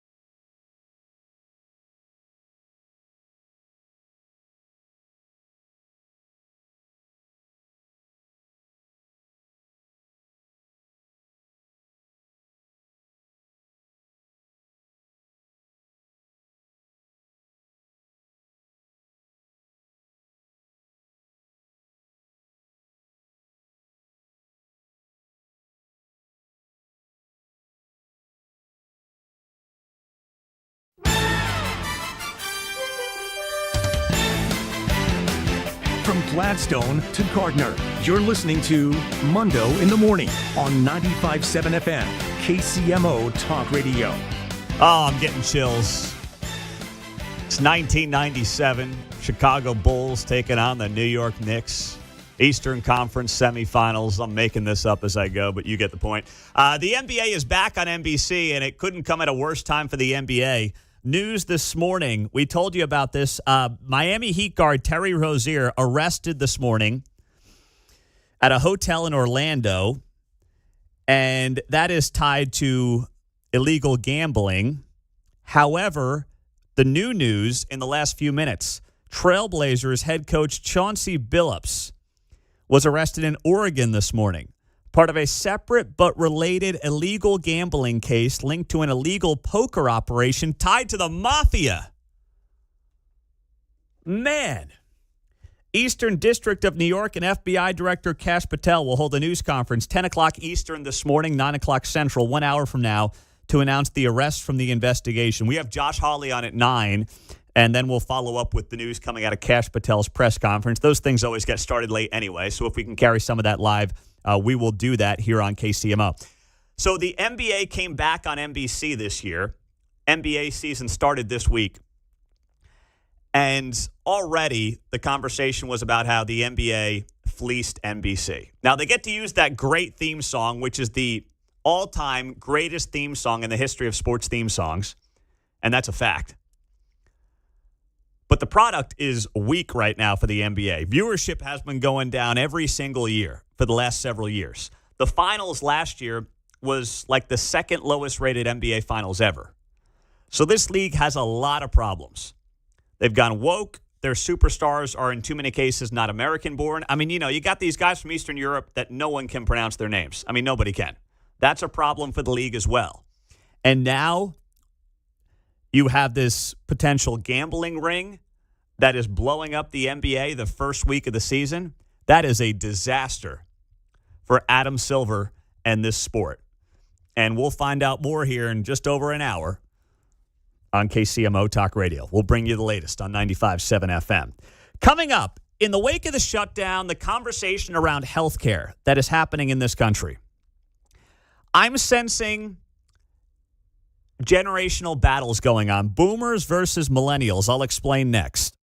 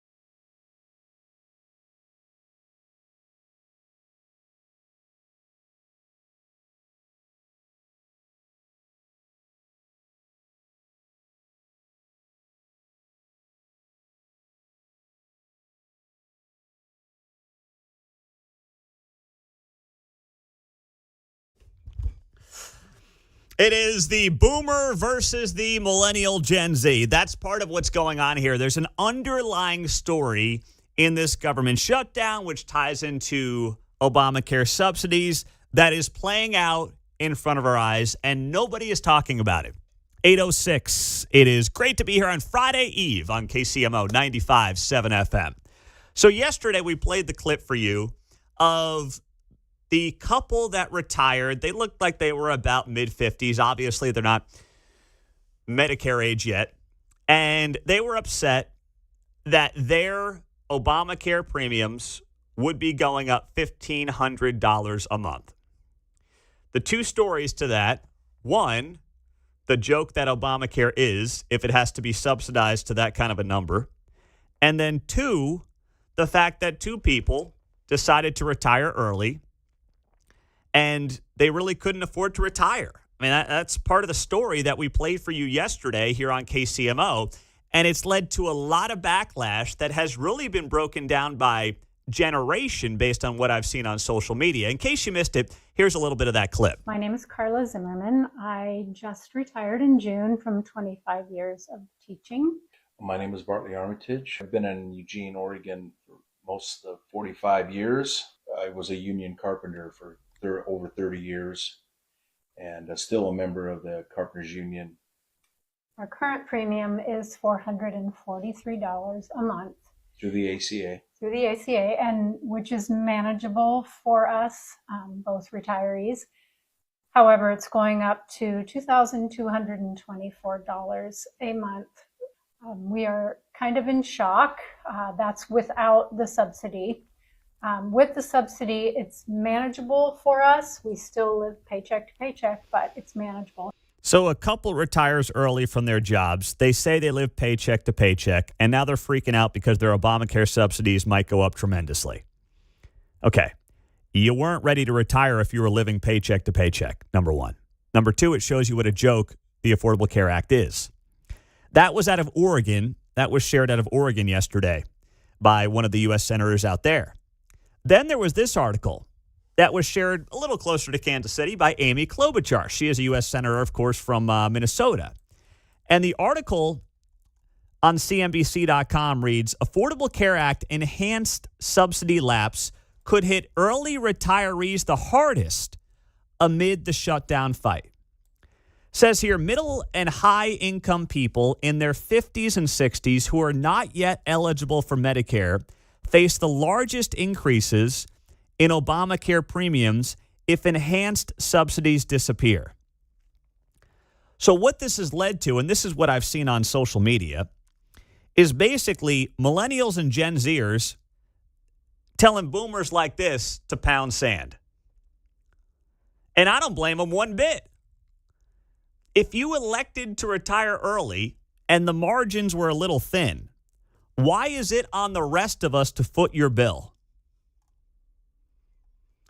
This article goes on to note this couple who retired early. They have made $260,000 over the last couple of years only from pensions and IRAs. That's a heck of a deal. Need more government subsidies. I don't know why articles like this are ones that Democrats think would help their cause. And then you sit there and wonder why millennials and Gen Zers, who are having a really difficult time right now, doing things like buying houses, are supposed to be what? Up in arms about the boomer who retired early, who now can't jet set and go on cruises ad nauseum because their Obamacare and premiums are going up. People don't want to hear that under the age of 45, John. They don't want to hear it. I'm with you. I don't want to hear it at 65 as an equal. I'm like, look, man, you have to figure that stuff out, right? Mm-hmm. Now, I'm going to note here, I didn't hear, but maybe I missed it. It just talks about him going up. It didn't say they couldn't afford it. Yeah, that's true. Right? You're right. Yes, Am I right? Absolutely. So that we're using them as a sob story in Oregon. Huh. Mm-hmm. Go figure. Exactly right. Right. It's just there's this attitude of like, well, we deserve to retire early. By the way, you lived in what may end up being, in hindsight, when all is said and done, the greatest time in American history, right? You can make that case. It is much harder now as a young person to get ahead than it was 40 years ago. I think most people would agree with that statement. And you guys totally milked the government. We're $38 trillion in debt here. And now I got to listen to early retiree boomers who were upset that their Obamacare premiums are going up. I mean, it's like, when are you going to stop? You're not going to stop till you keep draining your kids and there's nothing left. Nobody wants to hear these sob stories. This is not a compelling case to anybody really under the age of, I said 45, but it might be 50. Yeah. And no one wants to hear it. 913-408-7957 is how you join us on KCMO. Let's go to Parkville. That's where Victor is. Go ahead, my man. Okay. The other thing that you failed, good morning, Pete. The other thing that you failed to actually mention, and I don't know if anybody caught it, she was a teacher, union. He was a union carpenter, union. They're both union workers, so they already have a sense of entitlement because unions take care of everybody. So there's that. Now, there is no such thing as a paycheck in retirement. Well, the thing that you failed to mention is that what about potential health coverage through the union after you retire, right? What about that? Well, you beat me to that punch as well, because I know people who have retired from union jobs, and they do have a pension plan as well as a medical plan through their union and their retirement. Now, if they're both union, why don't they just call up the union steward and say, hey, I want to go back to work? Yeah, well, you're talking about the micro side of this, which I appreciate, Victor, but to me, there's the bigger picture conversation. I mean, we can talk all day about a couple who worked for unions and now they just don't want to, go through the union for the health insurance, and that's not really the point. I'm trying to have the bigger conversation here, not the conversation on just this couple or that couple. And the bigger conversation here, the broader conversation, is about why there is this generational warfare that is going on right now. And it's real. I'm telling you, it is real. I see it anecdotally in my day-to-day life. You can find it all over social media as well. And you have got people who are out there who are saying, you know what? I'm sick of hearing from the 60-plus crowd. And I'm not knocking you right now if this is you, but I'm just speaking broadly here. I'm sick of the 60-plus crowd telling us what is good for the rest of us when you guys lived in the golden age of America. I'm sick of it. And frankly, I would argue, and this is across the board, Republican, Democrat, didn't do a great job on behalf of the country and on behalf of future generations. Didn't do a great job on the culture front, didn't do a great job on the budget front, on the financial front. We know about all those issues. The foreign policy front, butchered that left and right. The immigration front, there's a lot of that going on. And this is just the latest scab that is basically getting picked, that is splitting up generations in real time. 913-408-7957. The phones are loaded. We are going to take a brief break and get to your calls on this because I know some of you are real fired up right now. It's 8:14 on a Thursday morning on KCMO. Hang tight. We'll dive into you, the good, the bad, and the ugly, coming up next.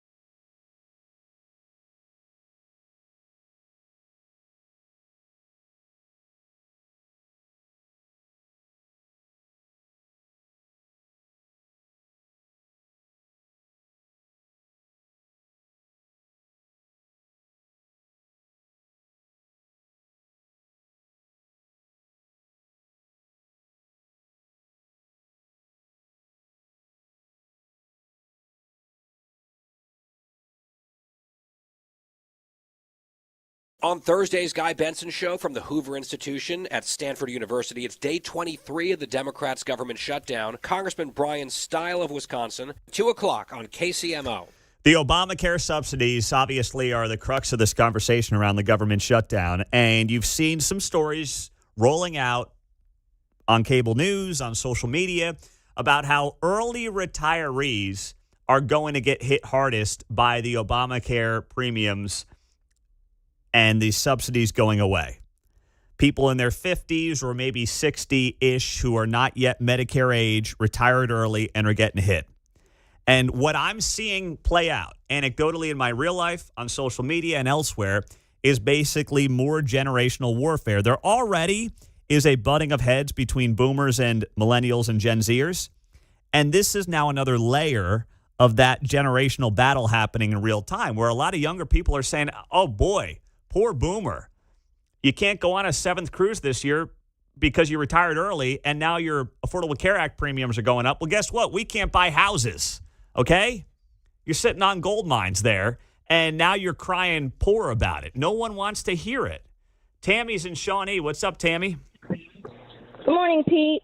I'm disappointed. These people are old enough to know better. My God, didn't their parents tell them the story of the ant and the grasshopper? Well, I'm not going to be their aunt. Not going to happen. United States is a place that is the land of opportunity. They have plenty of opportunity out there, but they want to sit on their duff and say, well, we retired early. We need help. No. Get your butt out there and get back to work because you didn't do your due diligence. You didn't save your money. So you're not ready for the future. So get out there and work and build your future. But, I totally agree. Thank you very much, Tammy. But as I had a Kansas State rep say to me yesterday here in Johnson County, she responded to my tweet that was very similar to what you just said. And she goes, what are they supposed to do? Work till they die? I don't know. I don't know. All I know is if you're living paycheck to paycheck, you shouldn't have retired. And it's not on the government to subsidize your health insurance further. And by the way, you got Medicare coming around the corner. I have no idea if Medicare is going to be there for me or not. Things going broke. I have no idea if Social Security is going to be there for me or not in 30 plus years. That Ponzi scheme's going broke too. I'm planning like it's not going to be there. I'm saving like it's not going to be there because I don't know if it's going to be there or not. But I'm certainly not going to listen to you cry poor about this topic right now. No way. John and Lawrence, you're on KCMO. What's up, John? Good morning, Pete. Thanks for taking my call. Just 5 or 6, 7, 8 years ago, my small business could no longer continue with company insurance, and my wife and I had to switch to the exchange. 2 modest incomes in the household. If you made $1 over $68,000, we were paying the full amount of the premium for a $14,000 major medical, no copays, deductible. The wellness visit was the only thing covered during the year, and our premiums over that period of time started at about $14 and ended at $18. If you made $1 under $68,000, no premium. So when COVID happened, we had no income. We paid no premiums, and then part of the bailout was your premium was capped at 8.5% of your income. So if you made $75,000, too many numbers, way too many numbers here, John. What's your point? My point is, right now we're paying about $12,000 a year for a major medical policy with a $14,000 deductible. Okay, so, and I just went on Medicare. My stuff averages around $500 a month. There's nothing free about Medicare, but it's great coverage. I'm happy to have it. Glad to pay it. Yeah. My wife is still on the exchange. So my point is that $67,999, no premium, none. $1 over that, you paid the full. We paid close to $100,000 over 6 years for medical coverage that didn't cover anything under $14,000. So that was my reality. Well, one of the major points that has been missed about Obamacare and has been overlooked about Obamacare is the fact that they banned catastrophic coverage for people over the age of 30. There is no option to buy catastrophic coverage. You have to buy a plan that includes everything. Now, why is that? Because basically they need people to buy these big fancy packages that they don't need to subsidize those who need a lot of health care and can't afford it. That's part of the scheme, and that's what it's been since day one. And that's why the thing is totally broken. 913-408-7957. Glenn, Basor, go ahead, Glenn. Morning, Pete. I'm one of those early retirees, 1st of June. Got my paperwork last weekend, Saturday morning, 500 to 1,400 basically increase. And this all started because Obamacare, and we gave more control of our finances, healthcare, whatever, to the government. And you're only going to have whatever they decide for you to have. If you got to go back to work, which I'm one of them that will probably have to go back to work for insurance because I'm not going to pay that bill. It's just is what it is. It's not that bad of a thing. So you're going back to work then, Glenn? Yeah, I mean, I'm not going to pay $1,500 a month for health care. It's you can go out here. I'm working, but you're 2 not days a week now. You're not sitting here being like, you know what? I'm gonna just cry about this and pout about this and say, woe is me. You're just gonna get back in the saddle, baby. So I love you, Glenn. You're the man. That's what you got to do. I mean, this is the thing. I'm not, when you give over control, it's like, I don't know, I was helping somebody out inner city, and I told him, you go out, you get a job, you make your money. If you're looking for food stamps or this or that, you're only going to have what the government wants you to have. You want more, you're going to have to get it through the government. And the problem is the government's not going to give you more. You have to go work for that. That's what we've gotten away from. Yep. Well, I'm all about your attitude, Glenn. That's what I love to hear. Wes, go ahead. You're on KCMO. Yes, we are Americans. Let's stop the complaining, this or that. And Glenn was on the right track. Let's stop complaining and let's solve this thing. It is time to end Obamacare. The Republicans have to get out. They got to get ahead of it. They got to get out of there with a plan. That's what they've got to do, Wes. Thanks so much. Jody, go ahead. You're in Lee's Summit. Yeah, hey, good morning. I'm tired of the belly aching too. I've been in business myself for 30 years, and I've never had health insurance that I didn't have to pay for on my own. And I've had to go through the Blue Cross Blue Shield, this and that, and whatnot. And the last gentleman said something about getting rid of the Obamacare, and I couldn't agree more. So here's the solution. They don't want to pay that. I pay about $700 a month for my wife and I. I'm about 55 years old. Okay, and that's my premiums. We got a $6,000 deductible. I pay about $13. We lost you. Real quick, Fred, South Kansas City. Go ahead, Fred. Yeah, the guy that said he went on Medicare and is paying $500 a month didn't do his due diligence. There's a wide variety of Medicare Advantage plans out there with zero premium. They get their money direct from Medicare. All right. Thank you very much. Jeff and Shawnee, let it rip. 30 seconds. Hey, no problem. Hey, it's the Affordable Care Act has never been affordable. That's a big misconception. And I was one of those guys who retired at 50. I did the Dave Ramsey thing, and I do spend quite a bit of money, but I don't use the Affordable Health Care Plan.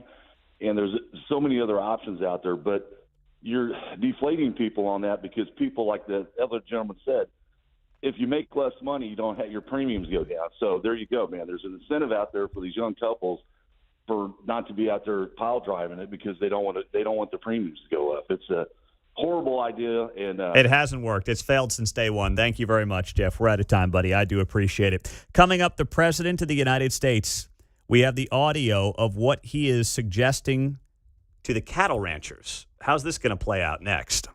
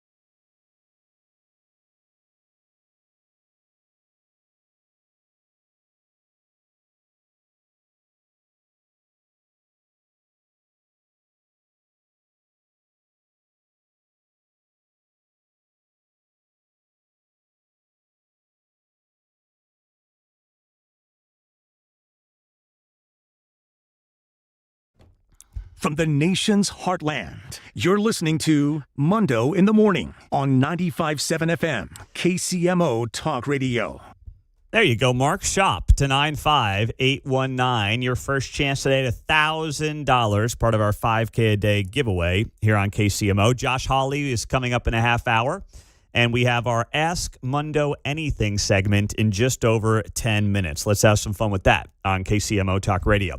Now, we've got this. The president is beefing with cattle ranchers. No one liked that line?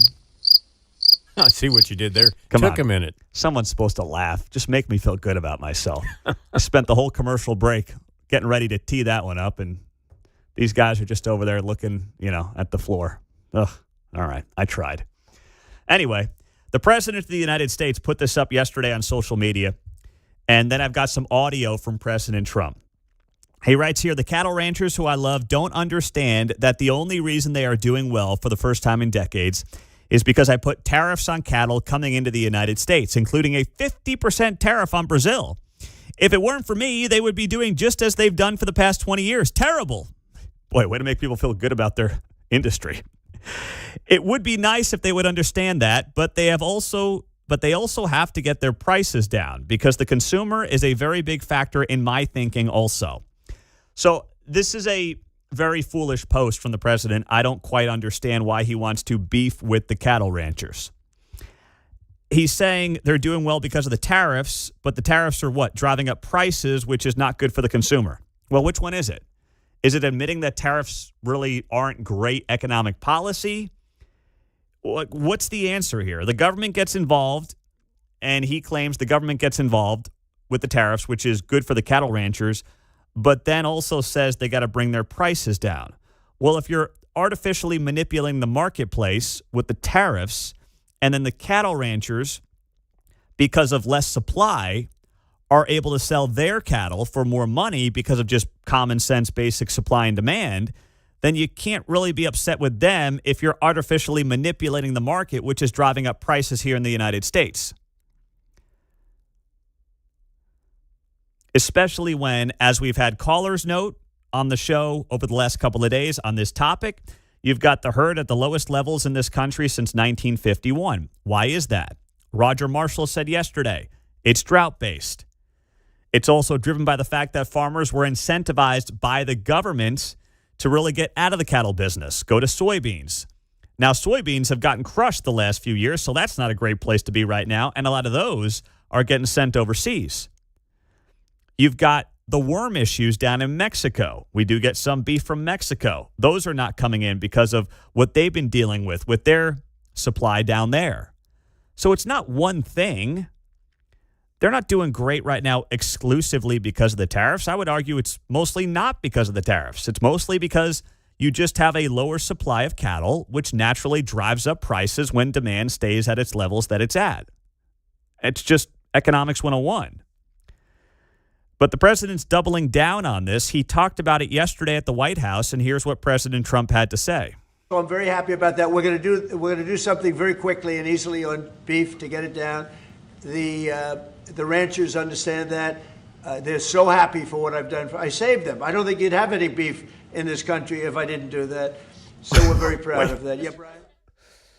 Now, he might be onto something there when he says that, because if it was up to Biden and Kamala, we'd all be eating that impossible meat that Bill Gates wants us to consume.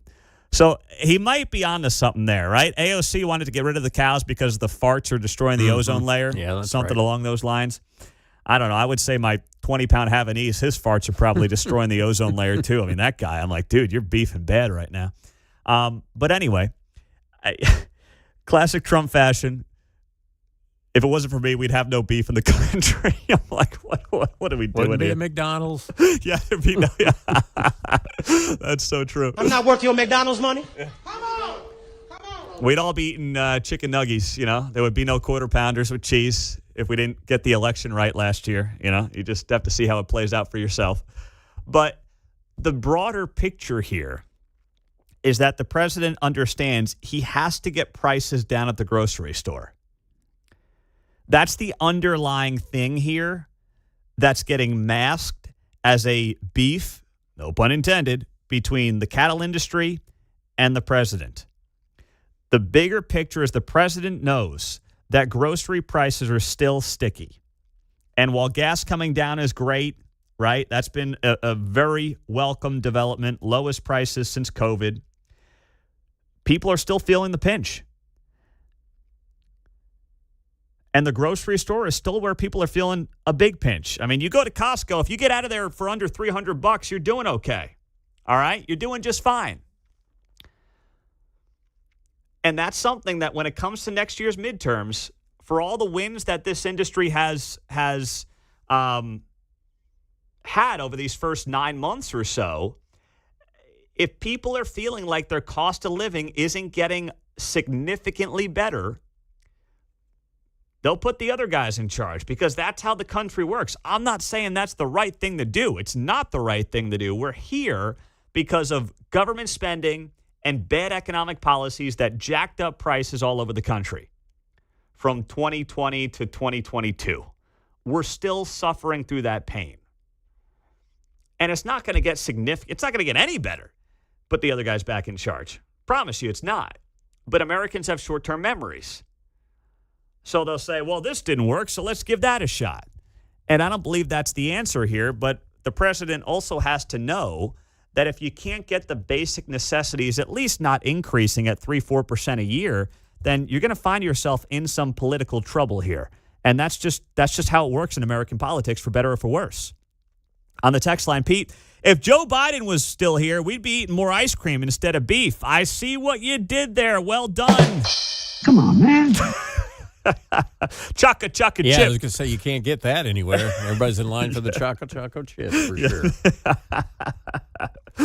On the text line. Now, I've heard this from this texter. Not this texter, but I've heard this from other folks as well. Pete, part of the problem right now in the industry is they are selling large amounts of it overseas for premium prices.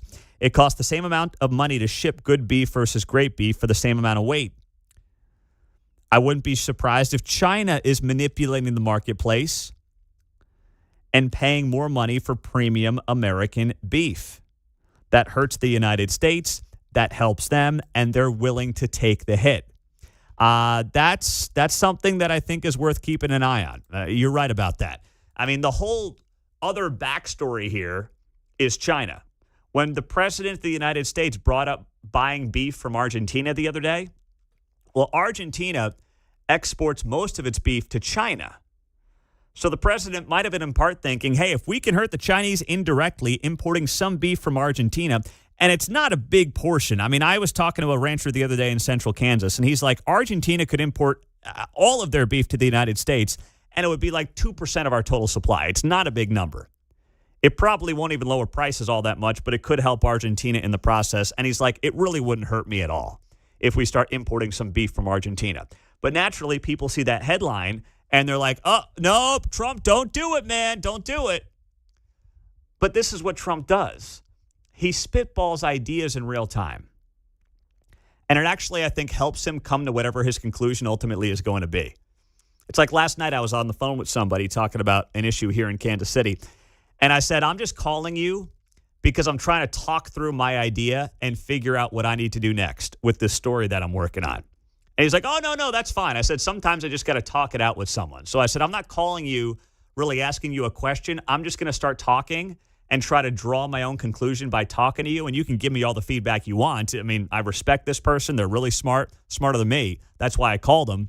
But I said I didn't really call with a specific question or an agenda, and I know that there are a lot of people that do that. And I think Trump does that, but he does that with the world. He does that with the media, and that's the difference. So he's acknowledging the problem that exists and trying to figure out how to come to the conclusion that works out for everybody. Works out for the ranchers, and ultimately it works out for those of us who are just buying it in the grocery store. Coming up next, Ask Mundo Anything, and then Josh Hawley at 9:05. Whatever you want to ask, we'll tee it up. 913-408-7957. The phone lines are open, and we'll do it coming up on KCMO.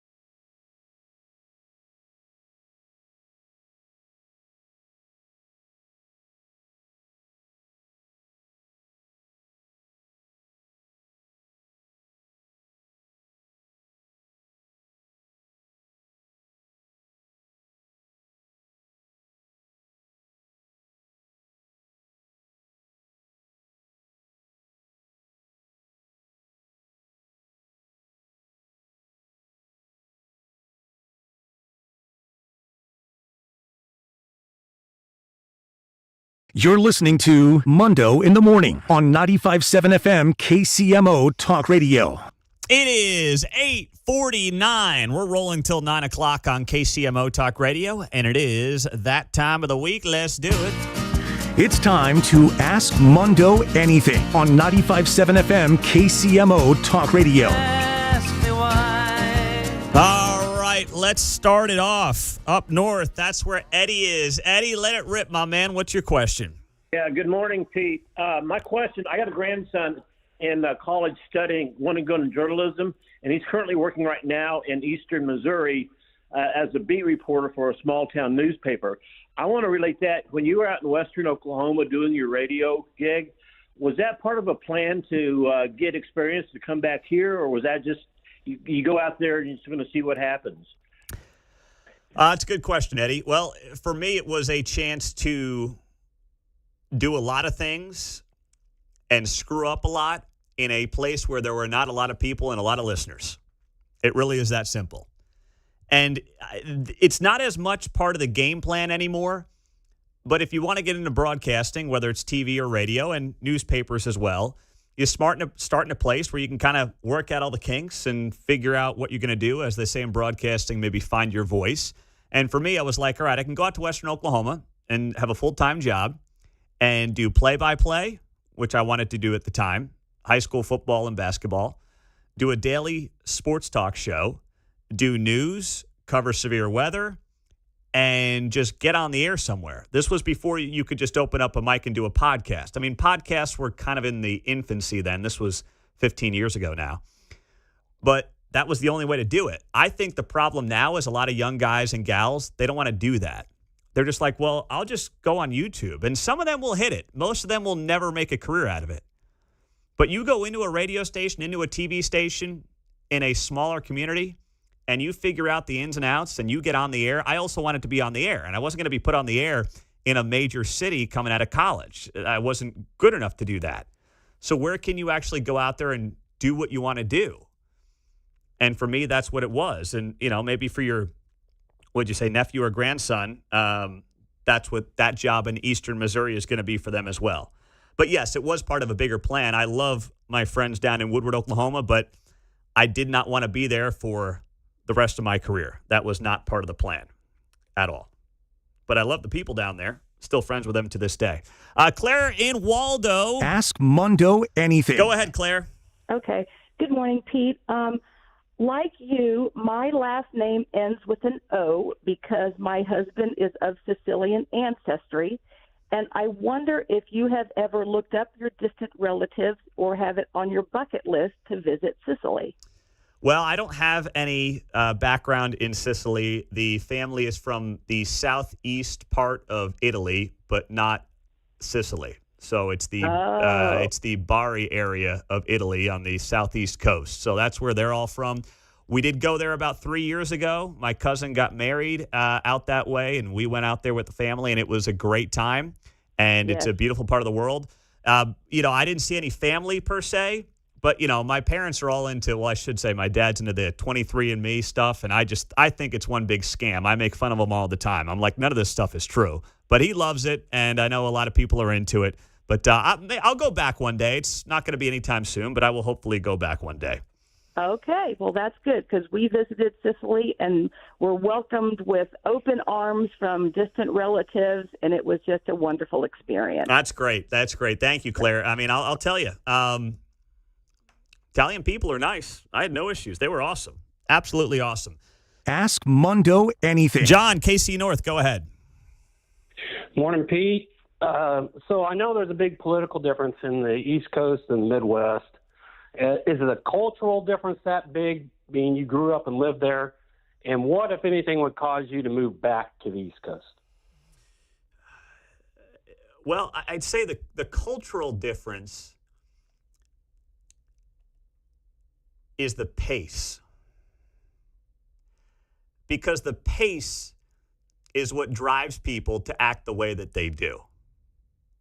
Everyone is in such a hurry because of traffic, because of lifestyle. Everyone's in a hurry. And when people are in a hurry, what happens to them? They're more stressed. They got to make subways. They're in traffic all day.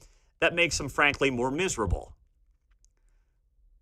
So the pace is what causes people, I think, to have this cultural difference between, let's say, the East Coast and the Midwest. That's what causes people to be the way that they are. I like our pace a heck of a lot better out here. I mean, I absolutely love it. What would cause me to go back? I mean, I guess if they blew out Jesse Waters and they said, hey, we need an 8 p.m. Eastern time slot, you want it? I mean, I guess that would probably be it. I mean, there's always something. There's always something. But, it's not something that is necessarily top of mind. But, you don't close the door on anything because that would be the wrong thing to do for you and your family. That's kind of the approach I have on that right now. But things couldn't be better. I'll say that, too. Let's go to Lori in Shawnee. Ask Mundo anything. What's up, Lori? Hello. Hey, if your wife or your parents asked you what you wanted for Christmas, what would be your top 1 or 2 items? All right, I got 2 for you. Peace and quiet. How about that? In order. Peace and quiet. Does that work for you? See, I was thinking of something more, wrap it up and put under the tree, but okay. I don't, every year Kate gets annoyed because I'm not like what do you want for your birthday? I don't know. I don't know. It's a guy thing. I don't know. I really don't. I mean, same thing for Christmas. What do I want for Christmas? I don't know. A little time to myself, watch some guilty football. of if I need something, I just go get it. Yeah, and I don't really need a lot either. Yeah, it's utilitarian. So, what do you need? A saw? Hey, Kate, give me a saw. I'm literally the guy that's like, oh, wait, this hole has a sock in it. I should probably throw it out. Literally. I mean, the girls now make fun of me. They're like, Dad, you got a hole in that sock. I'm like, I didn't even notice. They can't even make puppets out here. I know, exactly. So it's just, I think it's a guy thing to your point there, John. It's just kind of how I am. Mm-hmm. But like, what do I want under the Christmas? I mean, it's a good question. It's a good question from Lori and Shawnee. I just don't know how to answer it because there's not a physical thing that I feel like I really want or need. The things that I like are experiential, go to dinner with my wife, things like that. That's what I want. Well, like if you said you needed a club, right? Now you're left-handed, so you need a left-handed club, but it's not just any club that you want, right? Yes, correct. So you go there. I could use a new hybrid, though, I will say. Libby in Waldo. Ask Mundo anything. Go ahead, Libby. Hey there. What is the name of the theme song you play at 6 a.m.? I have a question about it. The 6 Mark, what is it? Sirius. Yes. Eye in the Sky by Alan Parsons. Yeah. Yes. This is the intro part. Yeah. Yes. Well, here's my question. I don't know if time is money or whatever, but sometimes when I listen to it, I mean, it's a really cool song. But what is there a reason that you start talking like within 7 to 10 seconds when that music starts? Yes, and I will explain that to you very briefly here, Libby. So, yes, we use the Alan Parsons Project. Also, many of you will know it as the Chicago Bulls theme song during the Michael Jordan heyday to open up the show. And I started that, it was all of 2 months ago, because I played the song on the Google Home in the basement when the girls and I were playing hoops, and I was like, I love this song. I love Michael Jordan growing up in the 90s. It's kind of an ode to him, but it's just a great song. I start talking 7 to 10 seconds in because nobody has an attention span anymore. I've got to start talking 7 to 10 seconds in. I mean, I just can't play the song for a minute. I hate radio shows that do these long-winded opens and intros. It's like you're here because of the person that does the show, not because of the intro and not for any other reason. That's why people listen to a podcast or a radio show. So come out of the music, say something quickly that's a take, and get to your point. And that's kind of what we have to do now in this industry to not lose people. So that's why I start talking so quickly and start making a point right out of the gates. I'm not going to be like, oh, how's your day going, Mark? How's your day, John? No one cares. Get to the point, start the show, and let's roll. Well, you do have to talk soon because there's somebody wants to hear the song, and they're like, dude, what do you... Right, Exactly right. Ask Mundo Anything in the books. Josh Hawley is next.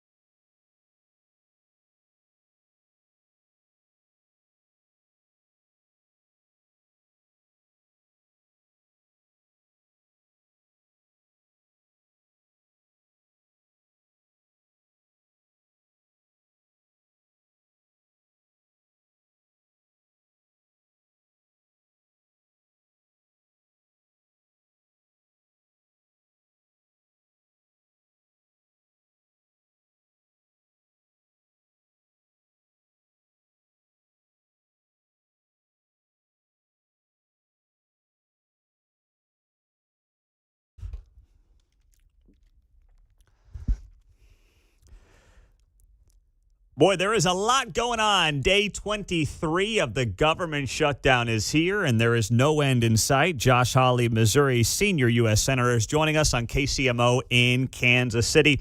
Senator, good morning. What is your over-under on when this shutdown is going to end?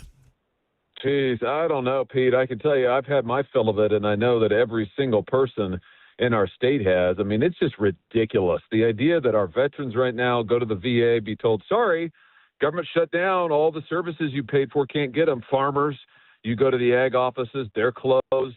You can't get the status of your loans. Folks who need help with Medicare, Medicaid, this is not available. I mean, it's absurd. It's totally absurd. It's gone on 23 days too long, and it needs to end immediately. So we had on Mayor Quinton Lucas here in Kansas City earlier this morning, and he said, well, if President Trump is the great negotiator as the art of the deal, why can't he get a deal done? And he and I went back and forth on this, but what would you say when it comes to whether or not Republican leadership should be negotiating right now with Democrats and what that needs to look like? Well, the president has said he's willing to negotiate. I mean, listen, I'm all for negotiations, and I've been saying myself, I'm happy to talk to any Democrat and hear them out on whatever it is. I mean, this temper tantrum of literally denying health care to our veterans, to our seniors, trying to bankrupt our farmers. Like, I don't get it. I don't understand what they're doing. I don't understand why they're hurting people like this. Pretty soon, the needy in our state who rely on food to help feed their kids are not going to be able to get it.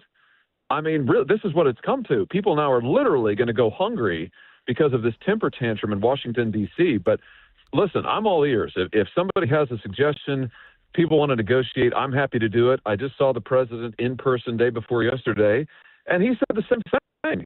Make him an offer, for heaven's sake. But here's the real truth, Pete, is that the Democrats aren't interested in negotiating. They're not negotiating at all. They haven't made an offer. They haven't made a suggestion. They are the ones who closed the government, and they want it closed. You know your colleagues obviously well in the Senate. Do you see any way there are 6 Democrats that can come across and get you to those 60 votes anytime soon? Some of the more moderate ones, the ones that are left, or no? Doesn't seem like it to me. It seems like to me they've made a calculation. And, Chuck Schumer said the quiet part out loud just the other day when he said, oh, every day it gets better for us. I mean, it doesn't get better for the American people, though. I mean, it doesn't get better for kids who now are going to go hungry, literally, because they cannot get food stamp support. It doesn't get better for our veterans. It doesn't get better for farmers. I mean, it doesn't get better for seniors. Pick a taxpayer who's still out there paying their taxes and yet not getting the services that they are paying for. I mean, if the Democrats were really serious about fairness, they'd be prorating everybody's taxes and they'd be providing Americans what they pay for. They're not doing any of that because they just want to hurt Donald Trump. They think this is the way to do it, but the only people they're hurting are the American people. Senator Josh Hawley is here on KCMO. So I know, Senator, that you have introduced a bill to fund SNAP benefits. That's, of course, the food stamp program during the duration of this shutdown. Well-intentioned, but is there a concern on your end at all that if Republicans voted against this, more out of principle to say, hey, the government is shut down because of the Democrats, we're not giving them a lifeline, are you afraid that could backfire on Republicans? Oh, no, I don't think Republicans would vote against it. Who's against feeding kids? And by the way, we just reformed the SNAP program. We just reformed the food stamp program to make sure that there's the waste, fraud, and abuse is cut out of it. We just did that 3 months ago.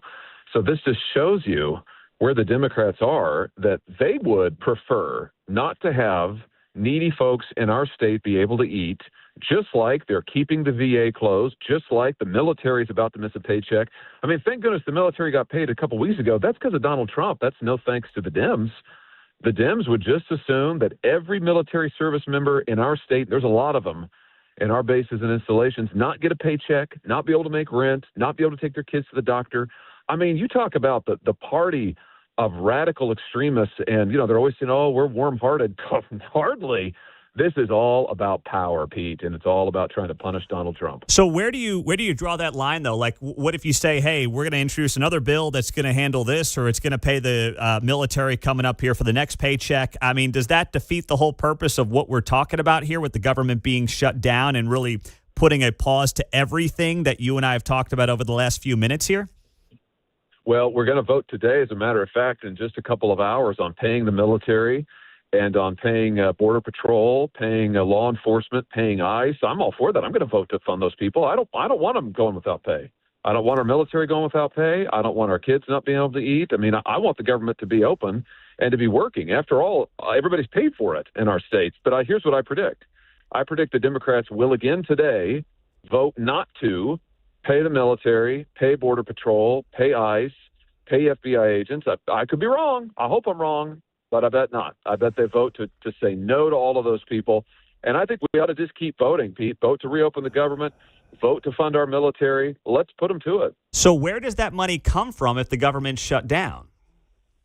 The president had funds available in the Department of Defense budget, emergency funds that he could tap for one-time use. And he tapped them. You know, he did that 2 weeks ago now, a little more than. And that's the problem. I mean, October 31, the military is supposed to get paid again all over the country, all of our active duty servicemen and women. And we're talking about a lot of people in Missouri, a lot of people. And he used those funds. I mean, the president, to his credit, he also paid FBI agents. He paid Border Patrol. And he did that using funds he had at his discretion. But, you know, those funds are, as I understand it, largely tapped out now. And it's just a travesty what the Democrats are doing here. It's just ridiculous. Josh Hawley is on KCMO. So, Senator, you've seen the conversation going on with our cattle ranchers. Do we import beef from Argentina? That's something the president has floated out there over the last couple of days. He put up a post yesterday saying the cattle ranchers who I love don't understand that the only reason they're doing well for the first time in decades is because of the tariffs I put on cattle coming into the United States. It would be nice if they understood that, but they also have to get their prices down because the consumer is a very big factor in my thinking also. What do you think the answer is here when it comes to making sure cattle ranchers continue to have success while at the same time trying to bring beef prices down at the grocery store? Oh, I love the cattle ranchers. You might remember, Pete, I'm married to one. I'm married to a cattle girl. Grew up on a ranch and still has that ranch. They've done that for 6 generations. So I love cattle ranchers. And in all seriousness, listen, we're one of the top beef producing states in the nation, usually second or third. And nobody does it better than our ranchers in Missouri. And they've had to suffer for decades now with prices that have been just basement low. I mean, just basement low. Our herd levels right now, in terms of where they are nationwide, are at their lowest levels in 50 years, which is one of the reasons the price has trended up higher. I'm all for making sure that cattle ranchers can get a fair price. They're not the problem. The problem are the packers, the monopolists. You know, we only have one domestic meat packer left in this country, Pete. The other 3 big ones are all owned by overseas entity. They're all foreign. And what they have done for years is charge consumers more at the grocery store, screw the cattle ranchers, and take the profit. And they're continuing that. So I'm all for getting prices down. And the way to do that is go after these middlemen, these monopolists, again, most of them foreign, who are really, I think, profiteering right now. The cattle ranchers, they're not doing anything wrong, for heaven's sake. I mean, it's great to have ranching families finally be able to get a little ahead here and make a decent wage, make a decent income. So I think we got to go after the middle guys and make them pay for this. You know, and I'm sure, you know it well, obviously, being married into it. And just talking to some ranchers over the last couple of days, they have said that they are, doing well, really well for the first time in a long time. So then what does that look like when it comes to figuring out how to cut that price down and, as you say, break up that monopoly in the middle? What does that look like from the federal level, if anything at all? Well, it looks like it's got to come from the feds, and it looks like antitrust action on behalf of the Justice Department. I think they need to move on this quickly, and I've been urging them, by the way, to do it for literally years. I've been urging an antitrust inquiry and antitrust prosecutions against these packers, and I just renew those calls now. The other thing we've got to do is get input prices down. This is true for all of our farmers, whether we're talking about our ranchers, whether we're talking about soybean farmers, corn, wheat, cotton in our state. The input prices, this is what it costs to plant, to farm, or to use fertilizer, extraordinarily high. And we've got to get those prices down, which will help then get costs down across the board. But I can just tell you, right now, you hear sometime from the libs who hate farmers that, farmers are doing great. No, they're not. On the whole, farmers are really hurting, really, really hurting. And that's one of the reasons, Pete, I'm introducing today legislation that would use some of that tariff money. This is actually the president's idea. Use some of that tariff money, which is coming in gangbusters, and use it to help our farmers who are getting targeted by these other nations as retaliation as part of the tariff back and forth. So, and that would look like what? Basically a subsidy, a reimbursement? How would you calculate that and what that is? You pay it out through that. The president did this in his first term. He mentioned actually not long ago that he'd like to do it again. He thinks that the farmers who are getting targeted by China in particular, by several other foreign nations, they're getting just a tariff, just the heck tariffed out of them. And the way you do it is you would divert some of that tariff income, some of the tariff revenue. I say divert it. You just use it in order to say, hey, farmers, we don't want you all to go bankrupt. I mean, we've got the second most family farms of any state in the nation, Pete, in Missouri. I don't want a single family farm to go bankrupt, let alone half of them. Mm-hmm. So we've got to do something now, and I think this is the way to do it. We'll be following today Senator Josh Hawley on KCMO Talk Radio. Senator, always appreciate your time. Thank you for the update, and we'll be watching here on KCMO. Thanks so much. Thanks for having me. All right, Josh Hawley on 95.7 FM. We are streaming, as always, on the iHeart app, the TuneIn app, or our own KCMO Talk Radio app. Do we have that press conference going on right now, fellas? Is that happening in real time? All right, you want to carry that for a couple of minutes here? Let's see what's going on. This is a press conference happening right now in New York City. The press conference is what? Kash Patel is up there. I'm having issues with my TV in the studio. So tell me what's going on, Mark. We got Kash Patel up there? Kash Patel's up there, yep. Speaking. Okay. So this is about a gambling ring that has been uncovered in the NBA. You have Portland Trailblazers head coach Chauncey Billups and Miami Heat guard Terry Rozier arrested today as part of an investigation tied to illegal gambling. Let's dip into this for a couple of minutes. Illicit activity to happen, not only at the national sporting level, but also where it hides in La Cosa Nostra. And when these two collided together, they perpetrated a fraud that is historic in terms of not just money, but the scheme and the deceit that they utilize to steal and swindle people for money, to include crypto fraud. This is an operation that showcases to you that under President Trump's administration, there is no room for any type of criminal behavior, be it on the world's largest stage or in the back rooms of tiny parlors where card games are being played. We are proud to stand here today with the men and women of the FBI and this legal team. And to the United States Attorney, I just want to thank you personally for taking the time to display the work that the media is about to hear about today in detail. As I said, it does take courageous prosecutors, but it takes a courageous United States attorney to bring this case, because we are going to take heat for it. But we don't shy away in this administration. We don't say no. What we do is we bring the results across the finish line. We bring them to the public. We bring you accountability. And yes, they will have their day in court, and you will hear the evidence through the court system exclusively. We will not deny anyone of due process. And that's the brilliance of this system. That's the brilliance of this administration. Everyone will be held to account. So with that, I turn it over to United States Attorney Nosell. Thank you. Thank you, Director Patel. To be clear, we're announcing today indictments in two major cases, both involving fraud. One involves sports betting, and the other involves illegal gambling, very specifically rigged poker games.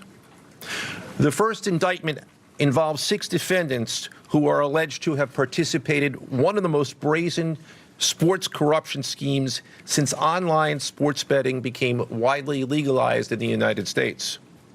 This scheme is an insider sports betting conspiracy that exploited confidential information about National Basketball Association athletes and teams. The second indictment involves 31 defendants alleged to have participated in a nationwide scheme to rig illegal poker games. These defendants, which include former professional athletes, used high-tech cheating technology to steal millions of dollars from victims in underground poker games that were secretly fixed.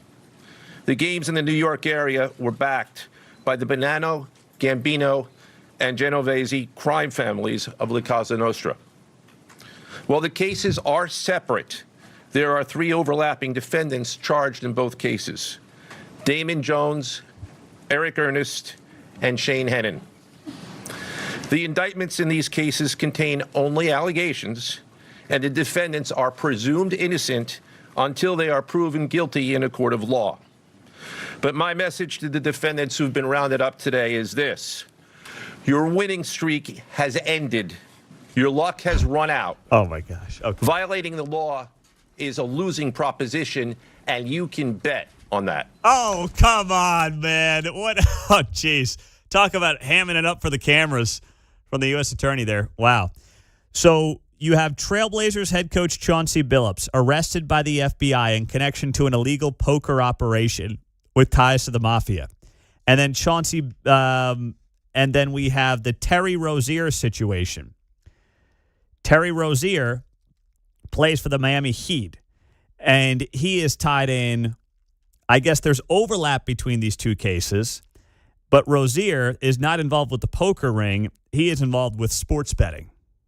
He left the game early with a foot injury, allegedly, so that he would hit his unders. Is that what they're claiming right now? Mm-hmm. Wow.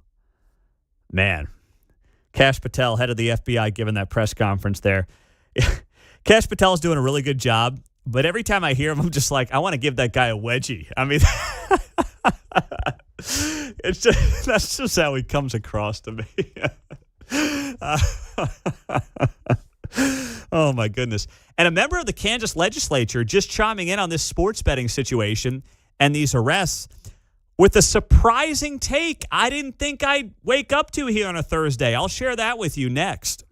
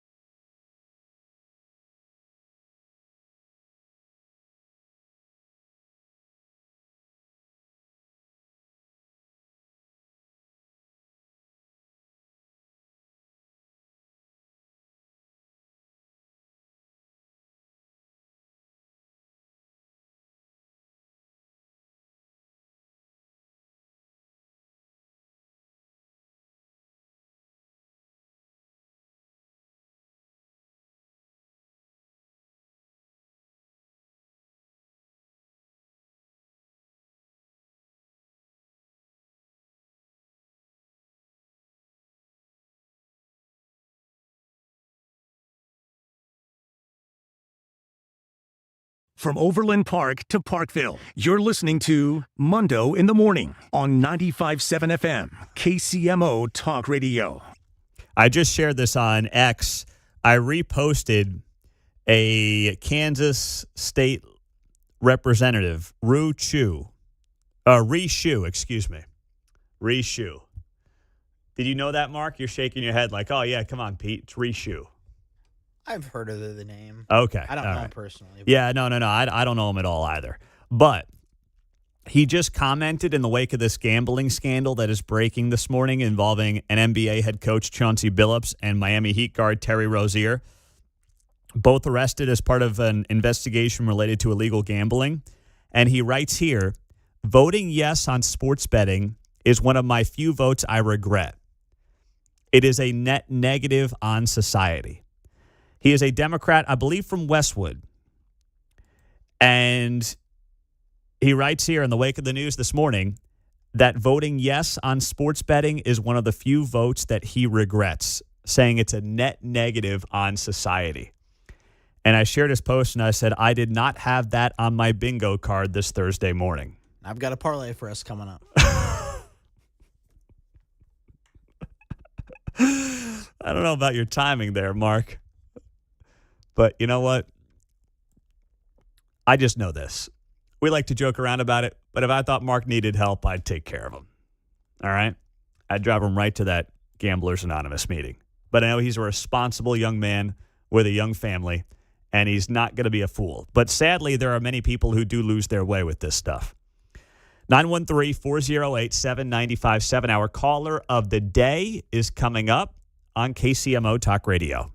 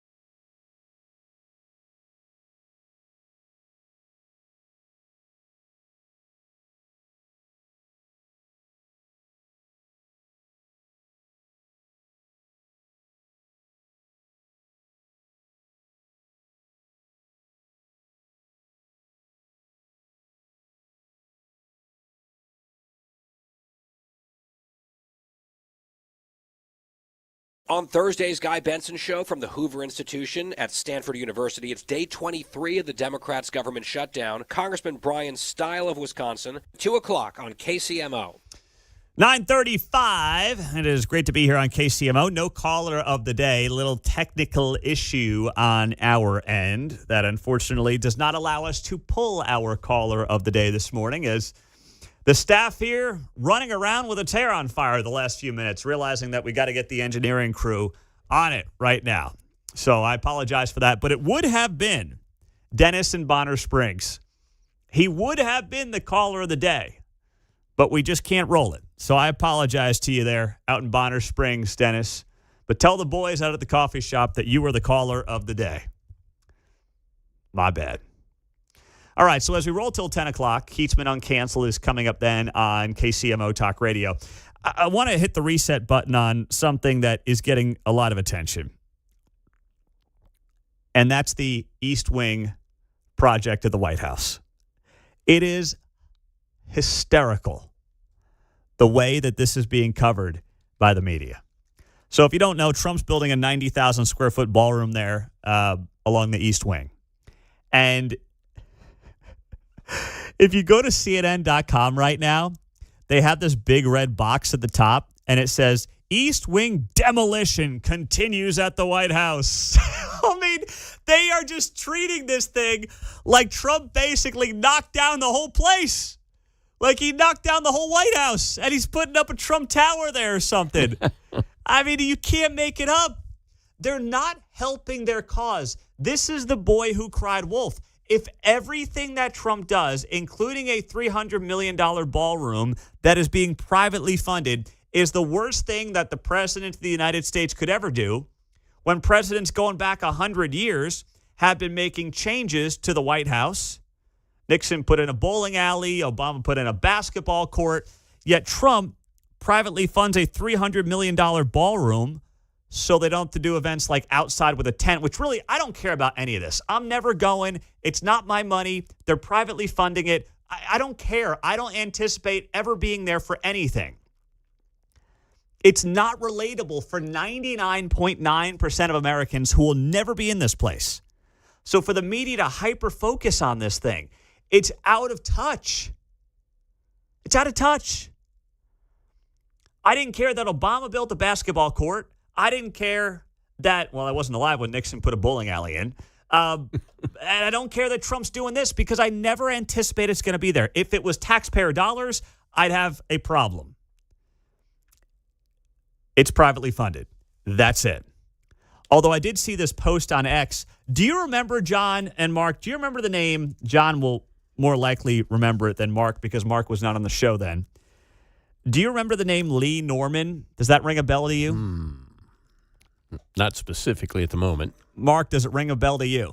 Yeah, that name sounds familiar.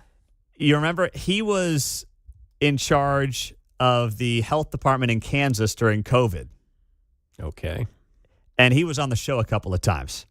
He just posted on X, does anybody actually believe that Trump and his friends are going to pay for this $300 million White House destruction country club monstrosity?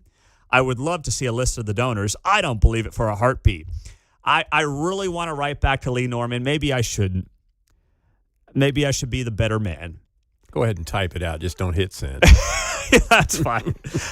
You know what? This same guy was making sure our kids were not in the classroom during COVID. Same exact guy when he was in charge of the health department in Kansas. I mean, he was basically like the Rex Archer of Kansas. Thanksgiving. Oh! Boy, I love Thanksgiving. And he looks just like Rex Archer, former Kansas City, Missouri health director. I mean, this guy was a bane on the existence of Kansans during COVID. And he comes out of nowhere. I don't even know why I saw the post on X, but I just see this from the former health director here in Kansas. And I'm like, buddy, go pound some sand, please. Yeah, I was curious about all this construction going on, and never having been to D.C. or the White House, I thought, well, let me look at this in an aerial view. So is the West Wing even in the same zip code as the East Wing? My point was that I sort of remember the White House mentally as just kind of that main structure where you see the pillars on the porch on one side, you know, and it's kind of a box shape. There's been so many monstrosity additions that this thing's like, a city block long now. Mm-hmm. And I remember the show West Wing, and they were constantly walking. That was part of the movie, the TV show. They're always meeting and talking in the hall because they're on their way to somewhere else. It looks like it takes you 5 minutes to go from one end of the house to the other. Yeah, So it does. It's not like we're destroying that main part there. No, it's not being impacted at all. Not at all. This is an overblown controversy by Washington, D.C. Beltway media that's just looking for something to pick on Trump over. That's it. And Josh Hawley, who was on the show earlier, Missouri U.S. Senator, was asked about this yesterday by CNN reporter Manu Raju, and here's what Josh Hawley had to say. What about just uprooting this is an iconic building? Martin, I will just say. Uprooting the all-time iconic. I mean, it's the end of the East Wing where more normally when they have big events over there, they got to put a tent outside to fit all the people they're going to have. So Trump's building this 90,000 square foot ballroom. He's not putting a freaking Trump Tower at the end of the place, for crying out loud. I've seen a meme with one of those there. That's funny. I made this point yesterday that I hear all of a sudden from my liberal friends that they're very concerned about our history. Really, these are the same people who tore down every statue they could get their hands on in the last 4 years. Christopher Columbus, Thomas Jefferson, Theodore Roosevelt. They didn't have any concern for history then. Now all of a sudden, like, the facade of the East Wing is iconic. Oh, give me a break. I mean, give me a break. That was Josh Hawley to CNN reporter Manu Raju. I mean, not exactly apples to apples, but I see what he's going for there, and I understand the point. The point is this. It is a made-up controversy that does not relate to anybody left, right, or in the middle. It just doesn't, John. Have you seen the Babylon Bee meme? No. Trump introduces new White House water slide, and it's on the front where it's one of those curvy yellow and red. I'm getting it here for you and post it. It's this classic. is great. Yeah. You see President Trump announced this week as part of the White House renovation, he will be installing a giant water slide on the roof that will go all the way down to the Rose Garden. That's funny. Trump told reporters, quote, "Our country has been without a national water slide for far too long. When foreign dignitaries visit, we have nowhere to let them slide down into a cool splash pool. I'll be funding this project completely from private donations. It will be a great asset to the American people for many years to come." Democrats have denounced the move, stating that water slides are fun and make kids laugh, which is really annoying. Touche. Oh, my gosh. At publishing time, President Trump had announced that he would also be bulldozing the entire National Mall and replacing it with a new golf course and would keep the reflecting pool as a water hazard. Oh, that's outstanding work. That's it. Great stuff from the Bee. Oh, well done there, Babylon Bee. Jason's in Olathe. What's up, Jason? Hey, Pete, I'm in Olathe, but I'm in construction. And you know how they can build over the existing wall and be like, this was the original wall that Trump built over in 2025 or whatever. And Yes. I know he's already busting it up, but I wonder if you could have done something like that where you could keep the original wall and then just add on to it and put a double door. I don't know, but just a thought. Yeah, you know better than me, Jason. That's your line of work, man. I don't know the answer to that. I am not in the weeds on this East Wing project, so I don't know. I don't know. What do you think? Yeah. I mean, yeah, I feel like you could just add it onto it instead of tearing the wall out. It might have saved some headache on his part of people bashing them, but they didn't ask me, so. Here's what I would say, Jason. They were going to bash him no matter what. Yeah, touche. Now, I'm not sure which part when the East Wing was built. Now, we're all acting like Dolly Madison, was pulling burning artifacts out of it, but, it's not part of the original structure per se, so it's been built sometime since the 1800s, clearly. 1902 under Teddy Roosevelt. All right. Expanded in 42 under FDR. Look out. What were they thinking about? I know. I just know this much. Trump's going to have his vision of the ballroom, and for whatever reason, he didn't want to keep the original wall, and that's that. Now, when Obama puts in the basketball court, I want to play for you the CBS package. This is hilarious. This was from CBS News back in 2013 when Obama built his basketball court out at the White House. Take a listen. It's not a surprise that the president was out there shooting hoops yesterday at the annual White House Easter egg roll. It started innocuously enough. Surrounded by young fans and a couple of members of the NBA's Washington Wizards, the president lofted a few shots from the field and missed. Then there was a free throw that sat tantalizingly on the rim before rolling out. It ended with the president going 2 for 22, including an air ball and a missed layup. President kept trying, and he kept missing until finally he nailed a jumper and wasted no time getting off the court. Well, if you needed any proof that Barack Obama is intensely competitive, that was it. Of course, any other time that he shoots or plays golf, cameras are not allowed, and he's also usually not distracted by a slew of other people's kids. Oh! Sorry, I just threw up in my mouth a little bit.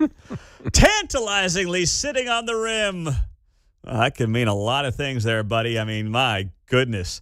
I think the reporter is tantalizingly sitting on Obama's rim. That's what I hear right there. Wow. Now, listen, I understand that Obama converting a tennis court into a basketball court is not the same as what's happening today. I understand that. I'm not making a direct comparison at all. That wouldn't be fair. What I am saying is listen to the coverage of Obama converting a basketball or a tennis court into a basketball court, and then the guy goes on to miss 20 out of 22 shots, and they're like, oh, but he was so competitive. Oh, boy, you should see him when the cameras aren't rolling. He was nervous because we had the cameras on him at CBS. Kids, gosh dang it. I mean, jeez. Oh, my goodness. George Orwell is blushing at that coverage. Jordan to the top of the... Oh, he missed the kids in the front row. Oh, boy, that was just too much for me to handle, man. That was just too much for me to handle. Now, speaking of basketball, Bill Self was in town yesterday in Kansas City at T-Mobile Center, and the KU basketball coach, I thought, made an outstanding point about where the future of that sport is trending. And I know some of you are going to say it's Bill Self. I can't like what he said. But I don't care who you are. If you're a casual college sports fan for any of our area teams, you got to admit that Bill Self is on to something here. I'll play it for you to wrap up the show on KCMO.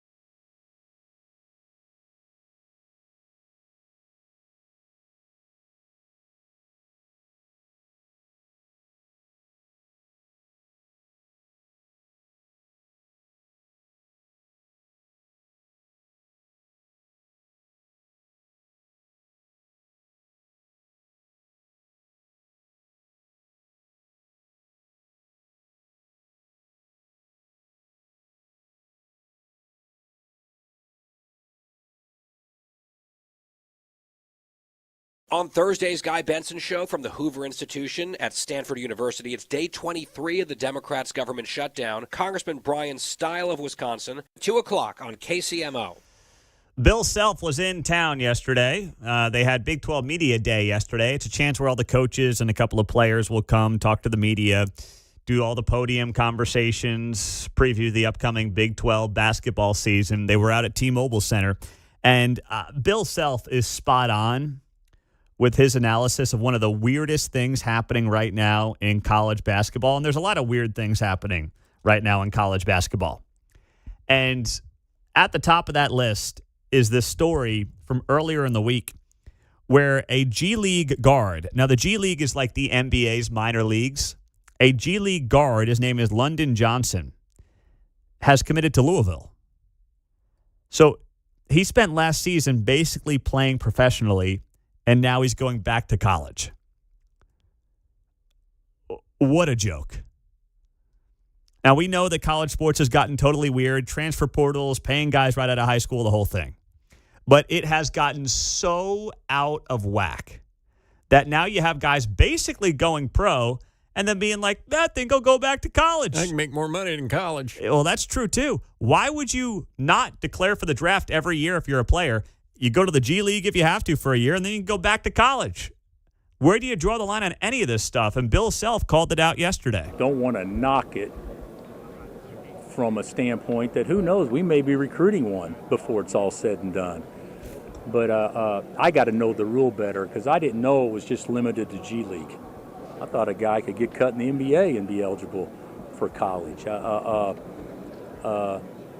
My personal opinion is I have no idea what we're doing. What are we doing? So we're going to go recruit. We're going to call NBA teams and G League teams to find out who would potentially be available, and that's who we're going to recruit now, as opposed to high school kids or even portal kids. And what is the actual rule? No one knows the rules. There really are no rules. I guess that's what the rules are. The rules are there are no rules. And while I'm fine with players making a few bucks, the system had been jacked up for decades. Like happens too often, the pendulum swung all the way in the other direction. Mm-hmm. And now we have this disaster of a college sports landscape that needs to get reined in. Speaking of sports, we've got Thursday Night Football tonight. The Chargers are playing, so we're all Vikings fans tonight on the road in L.A. Mark, you got a quick parlay for me here? Yeah, I did a 100% parlay, so all of these things have happened in every game this season. Obviously, something weird can happen, and it might not happen tonight, but I'm going with this one, 10 to win $100. Here we go. Justin Herbert, 1 passing touchdown or more. Keenan Allen, 4 receptions or more. Ladd McConkey, 4 receptions or more. Jordan Addison, 4 receptions or more. Quinton Johnson, 25 yards receiving or more. TJ Hawkinson, 25 receiving yards or more. Jordan Addison, 40 receiving yards or more. And Justin Jefferson, 50 receiving yards or more. I'm buying it there, Mark. I'm buying it, buddy. Chargers are banged up. I think that the Vikings can get the offense going, hit those numbers for you as well. Vikings win a shootout. Chargers lose. Mark hits the parlay. Everybody is happy. Let's go. There we go. There you go. Big story this morning. Trailblazers coach Chauncey Billups and Miami Heat guard Terry Rozier arrested as part of an investigation related to illegal gambling. I saw this meme.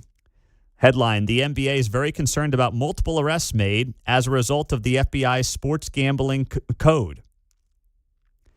Use code multiple arrests for a 30% profit boost on a 3-leg parlay with DraftKings, the official gambling partner of the NBA. That was satire. Have a great rest of your day. We'll see you tomorrow. Mike Thompson is in for Kevin Keatsman next.